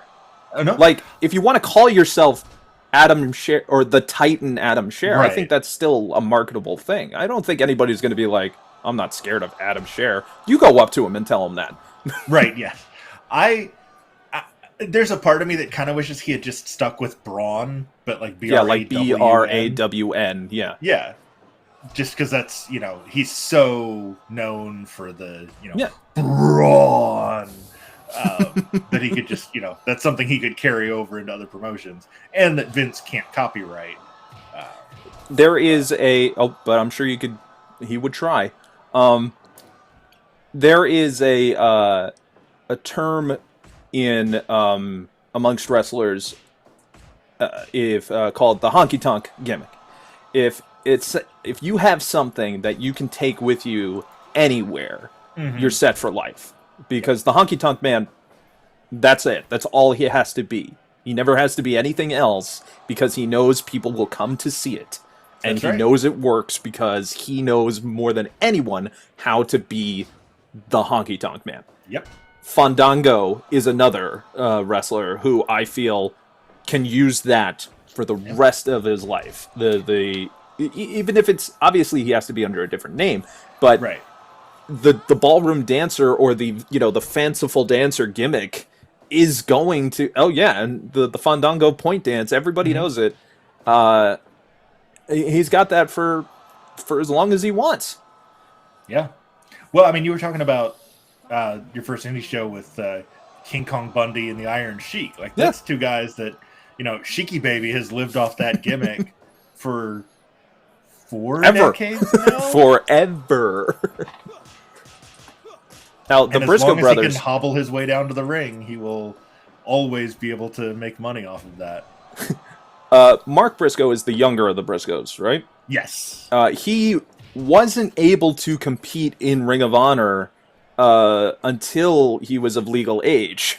And then eventually... So Jay had that much more experience than him going into, being there from the beginning. But multiple-time tag team champions... Has Mark won the television championship? I don't believe he has. Why do I feel like... I think Jay is definitely the more accomplished singles wrestler. Yes. Let me see. I'm looking through his title history here. Mark keeps going for that cutter, but keeps missing it. Yeah, he's missed that several times now. 4 times now. He is, 11-time World Tag Team Champion with Jay. Big and then choke he slam. And Jay and Bully Ray had the 6-man titles. That's the other champ. Oh! And Aubrey is down! Ref bump! Aubrey's down! Ref bump! Ooh! Oh, she's cut! Aubrey's got some juice. That's a first for us, isn't it? I think it's the first anywhere. A referee wearing the crimson mask. My goodness! Aubrey's a trooper. I didn't even see how it happened, and she just caught an elbow or something. Bad collision on timing by Pero. Aubrey did not move out of the way when he was trying to run the ropes, and just got sandblasted into it. Honestly, that almost happened to her on Dynamite. Oh, there's the cutter. He finally hits it. But Mark just pops right back up. Danielson almost bowled her over going for that Shining Wizard on... it's tough on being Jackson. A referee, folks. Oh, yeah. Mark Briscoe, by the way, using that redneck kung fu. Jeez. And then just a deadlift gut wrench suplex. And just running through Pero there. This is a video game, folks. Yes. Let's not kid ourselves. We do occasionally have clipping issues. Pero with the big suplex. Again, check out NWA right now, it is an on-fire promotion. And, you know, it used to be, you know, NWA was the governing body over a bunch of different promotions, but right now is a single promotion. It is a lot more focused. It is a lot more direct. Still has, if you love old school, it truly caters to you there. Yes. Just from the way it's set up, the way that you know, it's a lot of no nonsense, but it's still a lot of all that great wrestling that you love. That is such a disturbing sight, seeing a referee bleeding in the match. I nice admittedly, maneuver. Willie, I appreciate the. They Okay. both go for the cutter. Both men just went for the cutter and missed. That has got to be a first. That is like Randy Orton trying to RKO himself. Which is, by the way, the only way he'll be able to defeat is Randy Orton RKOing himself. I don't know how I've tried to figure out the mechanics of how he would do it, but I know if anyone can do it, it's him. Oh, there's the crane technique out of Mark Briscoe, showing off that redneck kung fu. Oh yeah, man, you gotta watch out. I need to check out some John Klinger. It sounds like he's had a good run going in the GWF. Yeah, thank you, Willie867, for the history lesson. That's watching awesome. us here on Twitch. Setting him up. Power bomb. Ooh. Rotating power bomb. DDP style. So close. 2.9. A good friend of mine, Damian Dragon, had a small handful of tag team matches in Ring of Honor, and facing off against the Briscoes, one of the most entertaining things for me personally to see, because we small elbow drop. Dusty Rhodes style. Yeah, I was going to say it's like Dusty or even Andre used to do that too. A TKO stunner from very nice variation. But it was very interesting to see Mark use the Kung Fu against my friend Damien, who is a legitimate black belt. So it was very much an instance of, my hand chops are better than your legitimate throws that you can kill me with. Swing and a miss. Cactus Jack style pile driver onto the chair, but Pero pops back up. Burning hammer. Followed by the elbow drop. Is that it? That's it! That's it. That's all it took. Somebody get Aubrey a Band-Aid. Yeah, let's get Aubrey not to a medical facility, but a hospital. Yes. Or at least let's get first aid to patch her up. My goodness. Mark Briscoe, moving on. Now we have Cedric Alexander versus world famous CB, formerly known as Cheeseburger. Yes. And the winner will face Lance Archer. Also, by virtue of that victory, Briscoe will now face Shingo Takagi in round 2. Ooh, the current New Japan World Heavyweight, IWGP World Heavyweight Champion. And who would you say? Since Mark Briscoe won part of one of the best tag teams in wrestling, do you have a particular favorite Ring of Honor tag team over the course of the history of the promotion? I mean, it is probably the Briscoes. I was a fan of we were talking about Rhett Titus earlier, the All Night Express. I liked him and Kenny King. I liked their team. I think I liked pretty much versus... any permutation of Generation Next. Yes, was always good. For me, it's Generico and Steen. Oh yeah, I completely blanked on that whole era. Oh yeah, their ladder war match against the Briscoes is just absolutely devastating. Switchblade Conspiracy, says Willie867. Interesting enough, I believe I had read somewhere that John Moxley recently trademarked that term again. So who knows? Maybe some reuniting with him and Sami Callihan might be in the future. Maybe. I mean, especially with Bound for Glory coming up and a lot of big cross promotion going on in that show. Yeah. But Moxley and Callahan both have their issues with Kenny Omega now. This is true, yes. That may be a natural extension. Unfortunately, they can't get Joe Gacy. No. Because he's too busy being a boomer's thought of what a millennial is over on NXT. But, sorry, Joe. I mean, you're doing with what you have, but the writing for that character is like, they don't even know what they hate. No. Like, I'm not canceled. Well, wait, wouldn't your take on this person be the one canceling someone? The canceling. Yep. I think you hit the nail on the head there with you don't even know what you're mad at. Yeah, you don't even know what you're trying to make fun of. Yeah. Anyway. Let's move bring on. Cheeseburger. Here comes the world-famous CB. The world-famous CB, we've talked about this in previous episodes. He is 0-3 in matches involving Cedric Alexander in his career. They did now we've seen people who've had records against each other finish those records and get the win back, so it is a possibility here. We saw it last week with the Cabana Man Dan finally exercising his demons and beating Trey Lamar. So we will see if CB can do the same here. Let's see. They were both in. Oh, they weren't teammates. They were both in the same Honor Rumble in 2014. Alexander, Mark Briscoe, Matt Jackson, Moose, and Roderick Strong beat CB, Adam Page, Cliff Compton, Jay Briscoe, and Jay Lethal in a 10-man tag. And then they had a singles match in 2016 that Alexander won as well.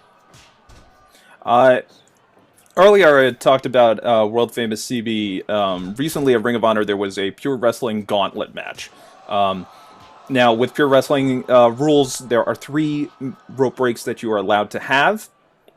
CB decided to exploit that rule by purposefully pushing his opponents into the rope while holding on to them, almost instantaneously taking away each rope break to his advantage, because once you get rid of their rope breaks, you can pin them or submit them with even if they try to go for the ropes. It was brilliant. Yeah. Because CB, don't let this avatar fool you. He is so skinny. He is 5'8", 136. The belt will fall off his waist if he were to win one. He's going to have to wear it Bubba Ray style. Yes, you're going to have to go to the very last notch. Yes. Oh, that Walter versus Ilya Dragunov match. Both times they've been in the ring. I've just been. You want to talk about a chop fest? Painful. Ugh. God, Ilya Dragunov's chest was practically surgically opened after that match was done. It looked like somebody had just smeared raw hamburger across his chest. It was.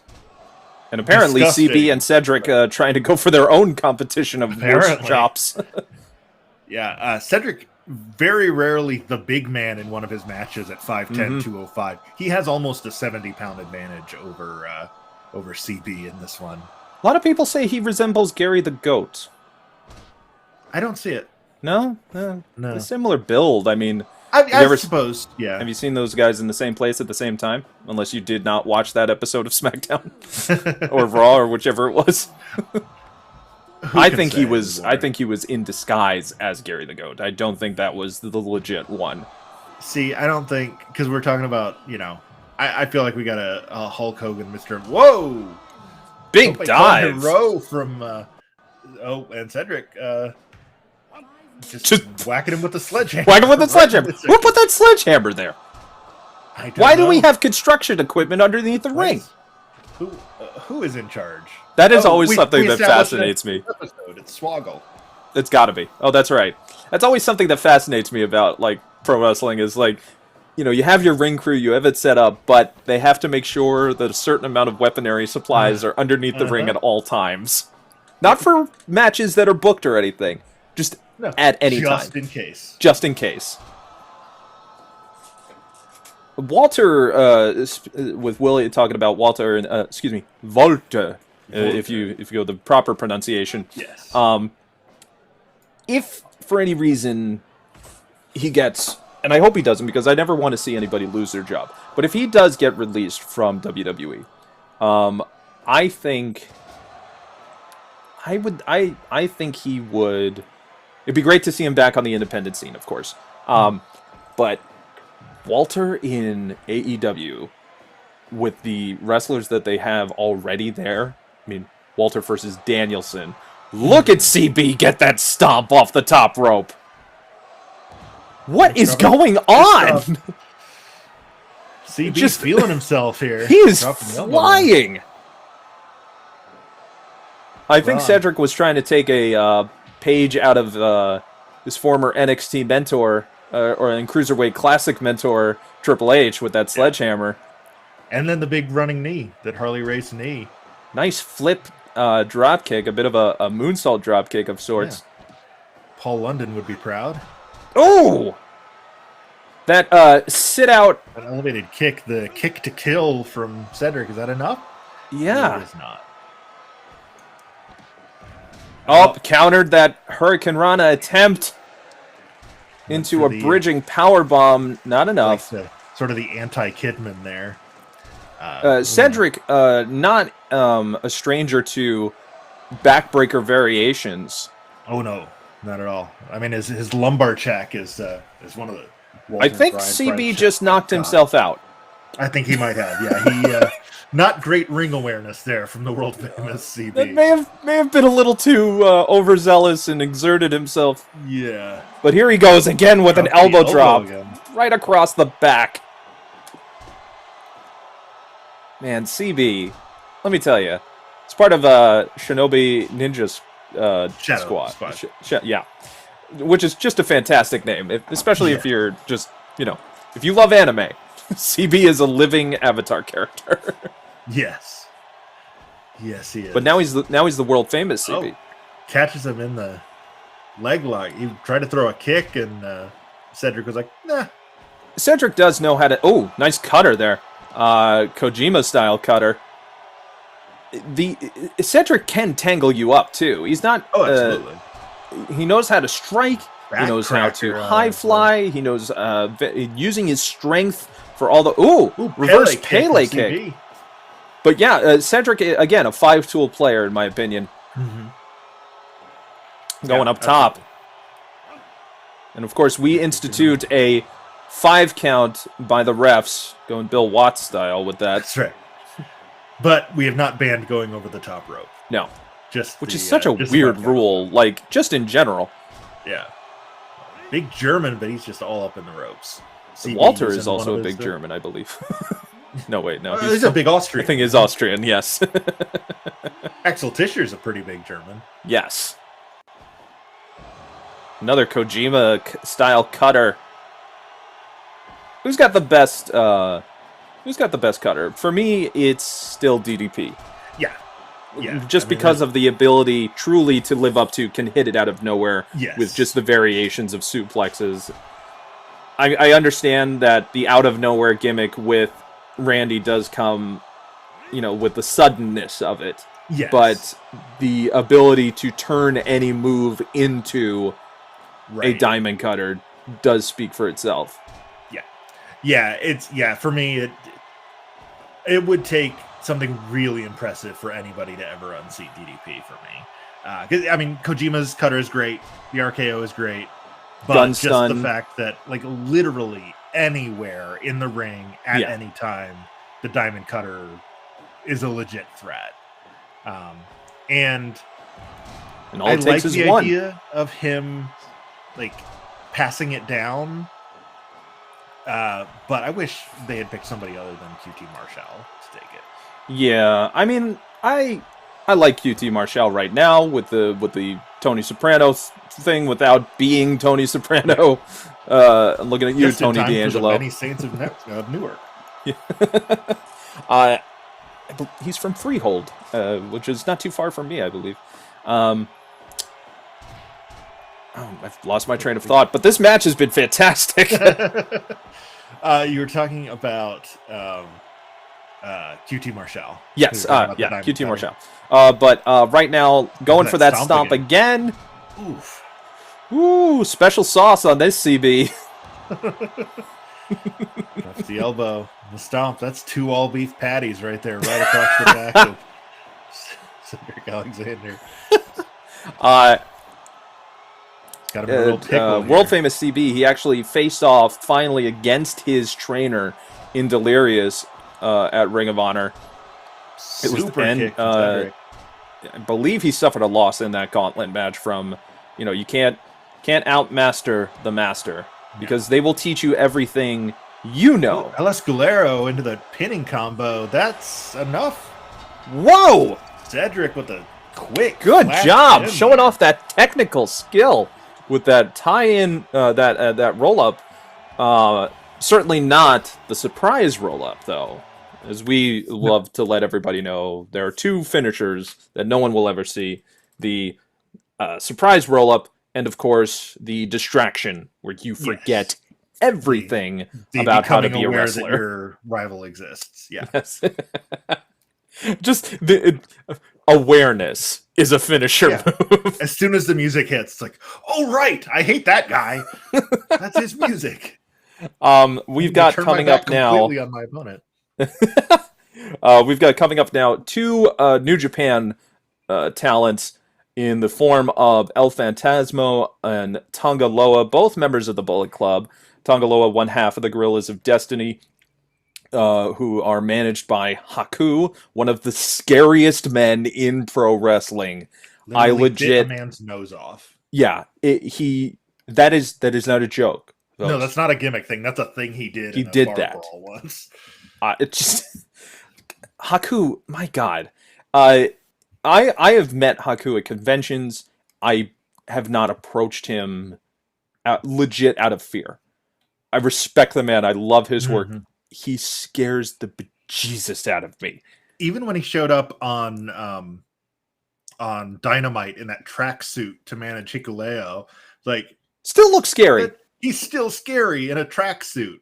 Like, he just that should Who not can be say a that? thing. I can't be scary in a tracksuit. No. I just look like, the guy who's trying to get his life back together if I'm walking around in that. Yeah. Yeah, I look like I'm training for my first half marathon after my wife took the kids. Like, just turn. Like, I look like the guy who has his kids for the weekend. Like, that's just what I look like. But here comes Tonga Loa. Yeah, it's the Bullet Club Civil War here. There have been several Bullet Club one-on-ones in the G1 Climax lately. Hey, Red Shoes! Red Shoes is going to be calling this one. This is the first ever meeting between these two, although they have teamed together 6 times in the past that I was able to find record of. And that's because you're the stat man in those matches. First time, and all of them have happened in the last little over 2 years. The 2 of them, Tama Tonga and Taiji Ishimori, both beat and then lost to Juice Robinson, Mikey Nichols, Sho, and Yo at Kazuna Road in 2019. They lost on day 1. They won on day 2. They teamed with Ishimori, Tonga, and Kenta to beat that same team plus Will Ospreay at Destruction in Kobe. They teamed with Ishimori and Tonga to beat El Desperado, Taichi, Yoshinobu Kanemaru, and Zack Sabre Jr. at New Year Dash this year. And then the 2 of them, Ishimori, Tonga, and Jado, beat Doki, Desperado, Doki, Taichi, not Dookie. Kanemaru, not Dookie. As soon as I said it, I was like, that's not right. That's not right. And Sabre, they beat them twice in February. I believe because there are a lot of New Japan talents in this game, that is Tonga Loa's voice in this game.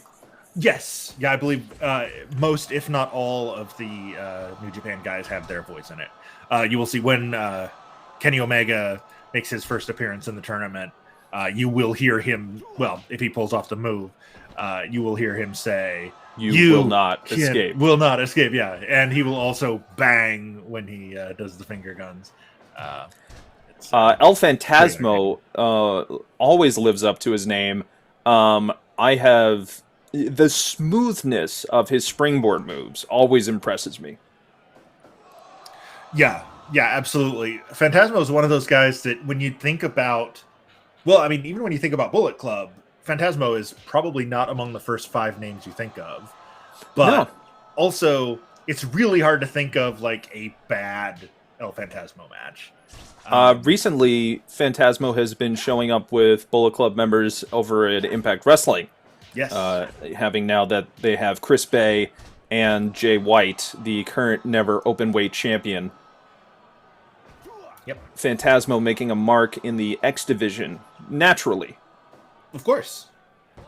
See, and that's the kind of thing that I wonder if TNA had or Impact Wrestling now, but TNA at the time had continually kept their focus on the X division and worked more stuff like a partnership with New Japan, like what they have now. If a lot of their growing pains of the last 2 decades could have been avoided. If they had kept the focus on AJ Styles and Chris Sabin and Alex Shelley and Petey Williams, rather than on Jeff Jarrett and Kevin Nash and Hulk I Hogan. would argue that is a Dixie Carter issue, more so than Jarrett or anybody else. I would agree with that. But now with Scott D'Amore and hard chair shot right over to the skull of Phantasmo. Really wish he protected his head on that one.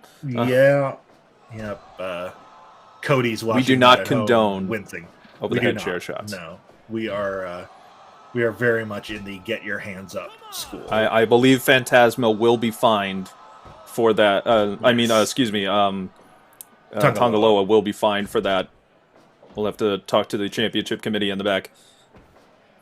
The matchmaking committee, which is this guy. I mean, really, it's Pro Wrestling Illustrated. I just took their yeah, that's true. Top 500 and maybe we can get Bill Apter in here too. That would be fun. That would be the 12-year-old me's dream interview. Get a Bill Apter, if for no other reason than to ask him, Dean Malenko? Really? As mentioned before, I have met Dean Malenko. He's a lovely man. Wonderful man. It's very soft-spoken, very He's the gracious. I helped get him and his family into Disney's Animal Kingdom using my my pass one time, and he was very gracious. Thanks to our... did you know Amanda Vasquez? I was going to say our mutual friend, Amanda Vasquez, but she might have been before your time. We could talk about them off the air. Yes, indeed. Okay, big back elbow from Tongaloa. Yeah. But anyway, she was the one that facilitated me meeting Dean Malenko, and it was cool. And he was That's awesome. That was really the purpose behind that anecdote. Dean Malenko, number 1 in the 1996 PWI 500, which was a very confusing choice. One of the most infamous decisions. Yes. Speaking of rankings, where do we see Tongaloa and El Phantasmo this year? Very close to each other. El Phantasmo is 232. Tongaloa is 281. So they are within 50 slots of each other. A breakout year for El Phantasmo upon his debut in New Japan. Almost immediately winning the Junior Heavyweight Tag Team Championship. Yep. Yeah, with Taiji Ishimori. Beat Suzuki-gun for it in January, but then lost it back, and then won it again from Roppongi 3K. Roppongi Vice. Yes. God, I miss those. That I was heartbroken when Sho and Yo broke up. See, that's one of the cool things about New Japan is you get these stable. I was going for a Styles clash here from Phantasmo. 1, 2. Nope, not enough. Quite enough to put Loa down. Is these teams, like we were talking about, the odd couple teams in WWE and how, they'll, Sheamus and McIntyre will team up for a month just to facilitate Sheamus turning on him. And Sho and Yo were partners for how many years? At least 3 or 4 years. Yeah. They'd been together quite a while. And, Tongaloa and Tamatonga, the Gorillas of Destiny, have been together for a very long time. And the thing is, despite being, despite them doing singles matches, they will still remain a tag team. Yep. Yep, and sort of the stables are the factions are kind of the same way. Like it was huge when Ospreay left Chaos to go form United Empire, because not only did he leave, he formed a new faction, which is a big deal in New Japan. Yeah, absolutely.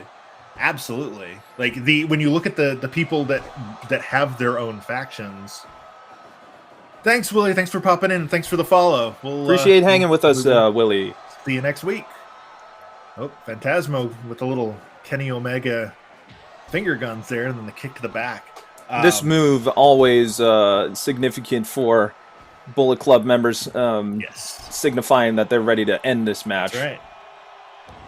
Big frog splash, but he's all up in the ropes. It wasn't close enough. You saw he tried to hook the head to see if he could get a little bit less. Nice strike into the turnbuckle, but Phantasmo able to get the upper hand still. Super kick. But nope, Tongaloa, by the way. Loa, the Tree of Woe. Tree of Woa? The Tree of Loa, perhaps. Reversal. Big drop kick from Phantasmo. Tongaloa and Tamatonga lately have been showing off their physiques in the G1 Climax. They've been making a point to show you how much more heavyweight they can be. Yes. I think they put on at least 10 pounds of muscle each, and it's ridiculous. Running springboard moonsault. Not only he backflipped onto the top rope and backflipped off of it. That was insane. Jesus. Tasmo pulling out all the stops here. We're up to 16. Count getting close. He's shaking the cobwebs out. Almost took too long. Countouts can happen here in Pro Wrestling Simulated. You can lose via countout. Absolutely. But going back to what you're saying about Low is a big top rope splash. That might be it. Could it be? Nope. It is not. Talking about how big a deal it is that Ospreay spun off his own faction. Like when you look at the people that are like the leaders or de facto leaders of the stables in New Japan, you've got Jay White is sort of the head of the Bullet Club. Oh, DualShock disconnected, and so is Red Shoes. I feel like they both saw the notification and ran into each other. They got distracted. The red Shoes run into the notification. It looked exactly like that. But Jay White, Okada in Chaos, Naito for LIJ, Suzuki for Suzuki-gun, and Ospreay. It's a big deal. And a big lariat from Loa is enough to finish it off after all of those really hard-hitting moves throughout the match. But they are still going to be Bullet Club for life. That's right. And what a match. Yeah, Phantasmo with that move. That moonsault might be my move of the night. Yeah, I would 100% agree with that. Up to this point, I think probably the match move of the night. I say night, and it's still of the day. Still daytime. It's whatever time it is when you're watching this, right? But for us, it's morning when we're doing the live stream. But I think Cedric and CB have had the best match of the show so far. Yes. But that moonsault plancha from Phantasmo is definitely the best move we've seen. Let's talk about our main event, our last match of the day. Willie Mack versus Cody Diener. It's it's our third straight our second straight intra-promotional match. And our third rematch. Willie Mack surprisingly has a losing record in matches involving Diener. You would think that Mack, being the 15-year veteran, the number 168 seed, would have the edge in the career series against Diener, who's number 345. But no, actually the member of Violent by Design has the edge. So we'll see if Mack, the odds-on favorite, because he's the higher seed, can overcome his losing record to Diener. And here comes Diener down to the ring. You know what I love is that we give everyone pyro. Yes. Yes, from Kenny Omega to shoot, why am I blanking on who number 500 was this year? From number 1 to number 500. Number 1 to number 500. Everyone gets their fair share of spectacle. Yes, absolutely. Now you want to talk about a guy. This far is a big deal. You want to talk about a big guy who moves like a little guy. Willie Mack, former X Division champion. He has got his sights on that belt once more. Currently, he's tag teaming with the former Impact World Champion. Oh man, Rich Swan. There we go. There it was. A former NXT Cruiserweight Champion, or rather WWE Cruiserweight Champion, because it was before it switched over. Yes. Rich Swan, who in Pro Wrestling Guerrilla had one of my favorite entrances as he came out to All Night Long by Lionel Richie, which everyone got into. Pro Wrestling Guerrilla shows scare me. I mean, they're not in that hall anymore that they were for a long time, where there was no ring barrier. The fans were the barrier. Yes. If you saw a dive, you were taking a bump that night. Right. And Willie Mack, not a stranger to diving off of the ropes, over the ropes, through the ropes. And at, 280 pounds, that's a whole lot of man coming at you. And you know how I've talked about those guys with the body type where they're just one big muscle? Mm-hmm. That is very much what Willie Mack is. He's got a lot of weight to him, but it is all just solid mass. He's built like the Kingpin. Yes. Like, he is just, you put him in a white suit, he's just a mountain of a man. And 5'10", 280, like that's just a compact dude. You are going to get hurt by just, if you ran into him, you'd be hurt. Yes. And I've seen that happen. Oh, yes. And you saw when he came to the ring, the match graphic pointed out that he is the current Twitch champion in House of Hardcore, which is a promotion whose future is a little uncertain. A little hazy in the moment. In terms of currently, as of this recording, run by Tommy Dreamer. Right. Who, as of this recording, has had to do an apology tour of sorts. Yes. By the way, if you're not watching Dark Side of the Ring, if they're not the people who are going to end pro wrestling by just revealing how bad it can be, then people are much more forgiving in this world. I feel as though one thing that's very notable about what Darkseid is doing, standing moonsault. You don't see that out of a lot of 280-pounders. And the crowd appreciates it. You can hear the smattering of applause after that. Not a huge venue we're running out of here for the first round, so that's why the crowd. They're knocking down the door to get into this show. Absolutely. But one thing that Darkseid is doing is you'll notice there's not a whole lot of there's no expose on what's going on behind the scenes of Ring of Honor in 2021. These are very respectful.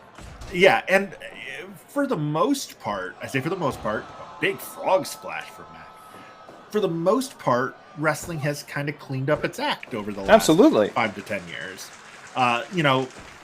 It's become a little more corporate, a little more homogenized, at least on the WWE side, which is probably part of it. But also, to Vince McMahon's credit, which is not a phrase you'll hear me say often, he has faced so much backlash over, the handling of Brian Pillman in '97 and Owen Hart in '99 and Chris Benoit in '08. Roll up. That the emphasis on cleaning up, not just drugs, but also unprotected chair shots to the head. Right. The wellness policy, which has some holes in it, as you could ask Randy Orton about. But modern wrestling is not the sex, drugs, and rock and roll that it was in the 80s and 90s, which is primarily what Dark Side of the Ring is focused on. Yeah, it's the Plane Ride from Hell was 2002, 2003. Big moonsault by Willie Mack. Moonsault. I mean, that took a lot out of him. Is big, but yeah. So, in terms of it, Darkseid very much feels like VH1's behind the music. So there's still some happy endings, and to show that not everyone's life is terrible. Right. I don't know what Cody Diener was going for there, but he missed. Almost bad. looked like a diving headbutt, but he had a weird hitch in his giddy up while he was in midair and just did not land. That is so Midwestern. Yes. That is a phrase I've heard my grandfather say multiple times. You got a hitch in his giddy up there. Got a hitch in his giddy up. Big elbow from Diener. Violent by design. Indeed. But like I was saying, we were talking. This all ties back to House of Hardcore and Tommy Dreamer. Yeah. The kind of reckoning that we're seeing for people like Dreamer and Ric Flair and some of the people that have been involved in the stories that Darkseid are reporting on. This is not, I hate the phrase canceled, because cancellation isn't a thing. It's consequences for your actions. Right. But this isn't like retroactive cancellation. This is like, we knew this stuff was happening back then. Yeah. It wasn't cool when it was happening. It wasn't cool then. It's still not cool now. it's less cool now. But now we finally are in a place like societally where we can address those things. Yeah. And that's what Darkseid is doing, is it's calling attention to these things that fans knew. Like you and I knew about the plane ride somehow. Oh, yeah. It was all over the wrestling media in 2002. But, yeah, that's the thing, is that like these stories, they may be out there, but it's to reflect on the fact that, we don't want that to be in wrestling anymore. Right. And we don't tolerate that kind of thing. We don't think it's going to be the end of wrestling if these stories come to light. We just think that it's like, take a look at the past, don't do that anymore. And Willie Mack, killing it right now. Just putting on a show. Oh, I really thought that was going to be it. Nice combination of a tombstone into the standing moonsault, but Diener went to go for a suplex. Don't think that are we allowed to air that? Oh, we're live, pal.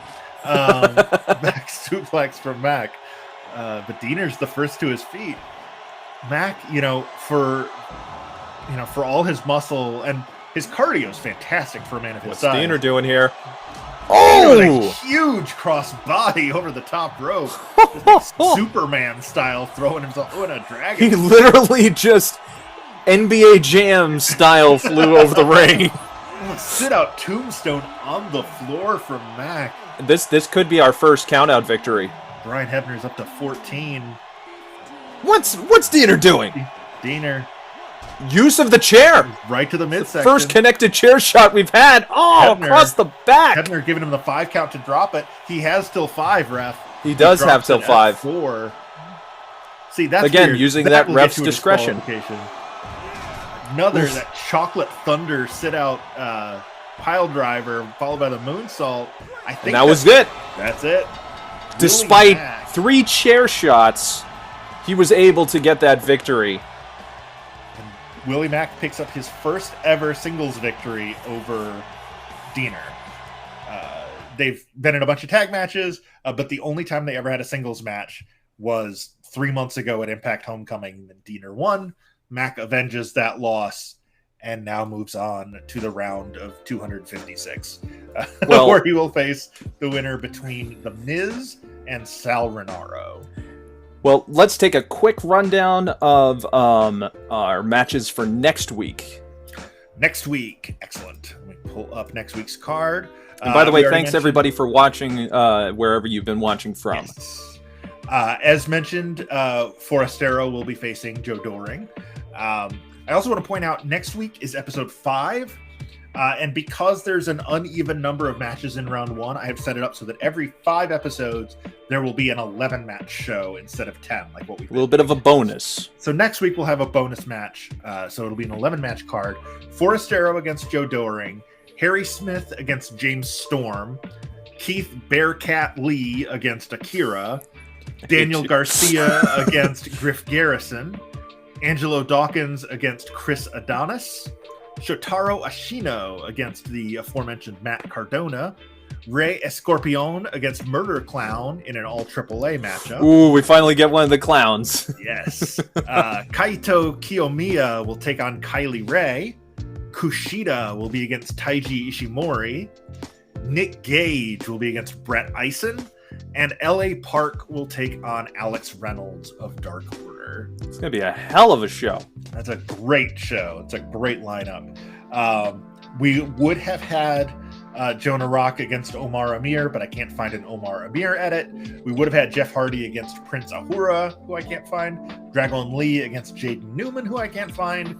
Aaron By the way, Stevens folks, against if Casey any Cattell. of you can help us find these, Yes. just hit us up on the socials. Absolutely. And actually, our pinned tweet on Twitter right now is a running list of all of the people that I am trying to find edits for that I have not yet. And I do check every week before we start recording the matches. Unfortunately, there is a sizable list at the moment of 15 wrestlers that I've not been able to find. But we will eventually we will get figure on it out. I'm hoping we don't have to go with alternates. If it comes down to it, I can just teach myself editing and it's another figure skill some set of to these learn. out. Yes, absolutely. Because I have nothing but time between this and my podcast and my 2 full-time jobs. Speaking of podcast, what is this podcast you've mentioned several times? Oh, yeah, absolutely. Kings of Consoles. It's a weekly podcast I do with my friend Ricky Giraldo, where very similar to the setup of the 500, we took IGN's list of the 100 best games for the Nintendo Entertainment System, and we are pitting them against each other tournament style. Each week, one game gets eliminated until we find the king of the console. We are about halfway through the round of 32. We've got a new episode coming out this Thursday, and every Thursday at noon, we will probably take a week off in November for my 10-year wedding anniversary, or we may just record that episode well in advance so that I can just have it scheduled to drop while I'm in California.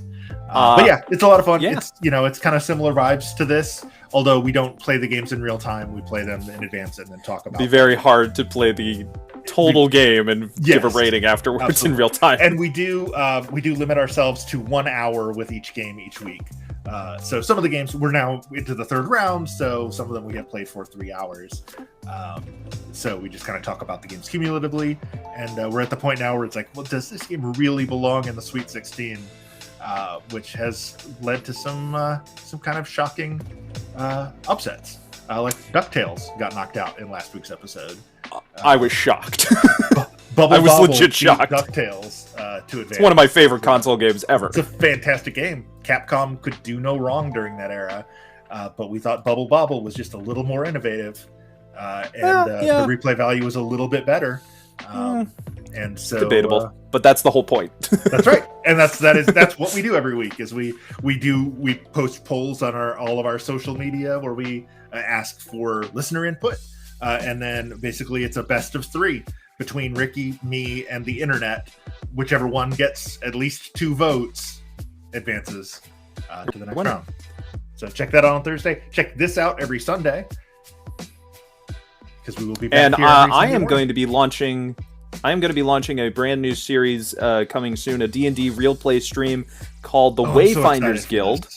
If you can find it on Facebook .com/the Wayfinders Guild and see all the stuff that we've been putting up there. Our first our next thing, we've already done a one-shot, which was we did a Pocky Chip challenge for it, and it went as well as you can expect.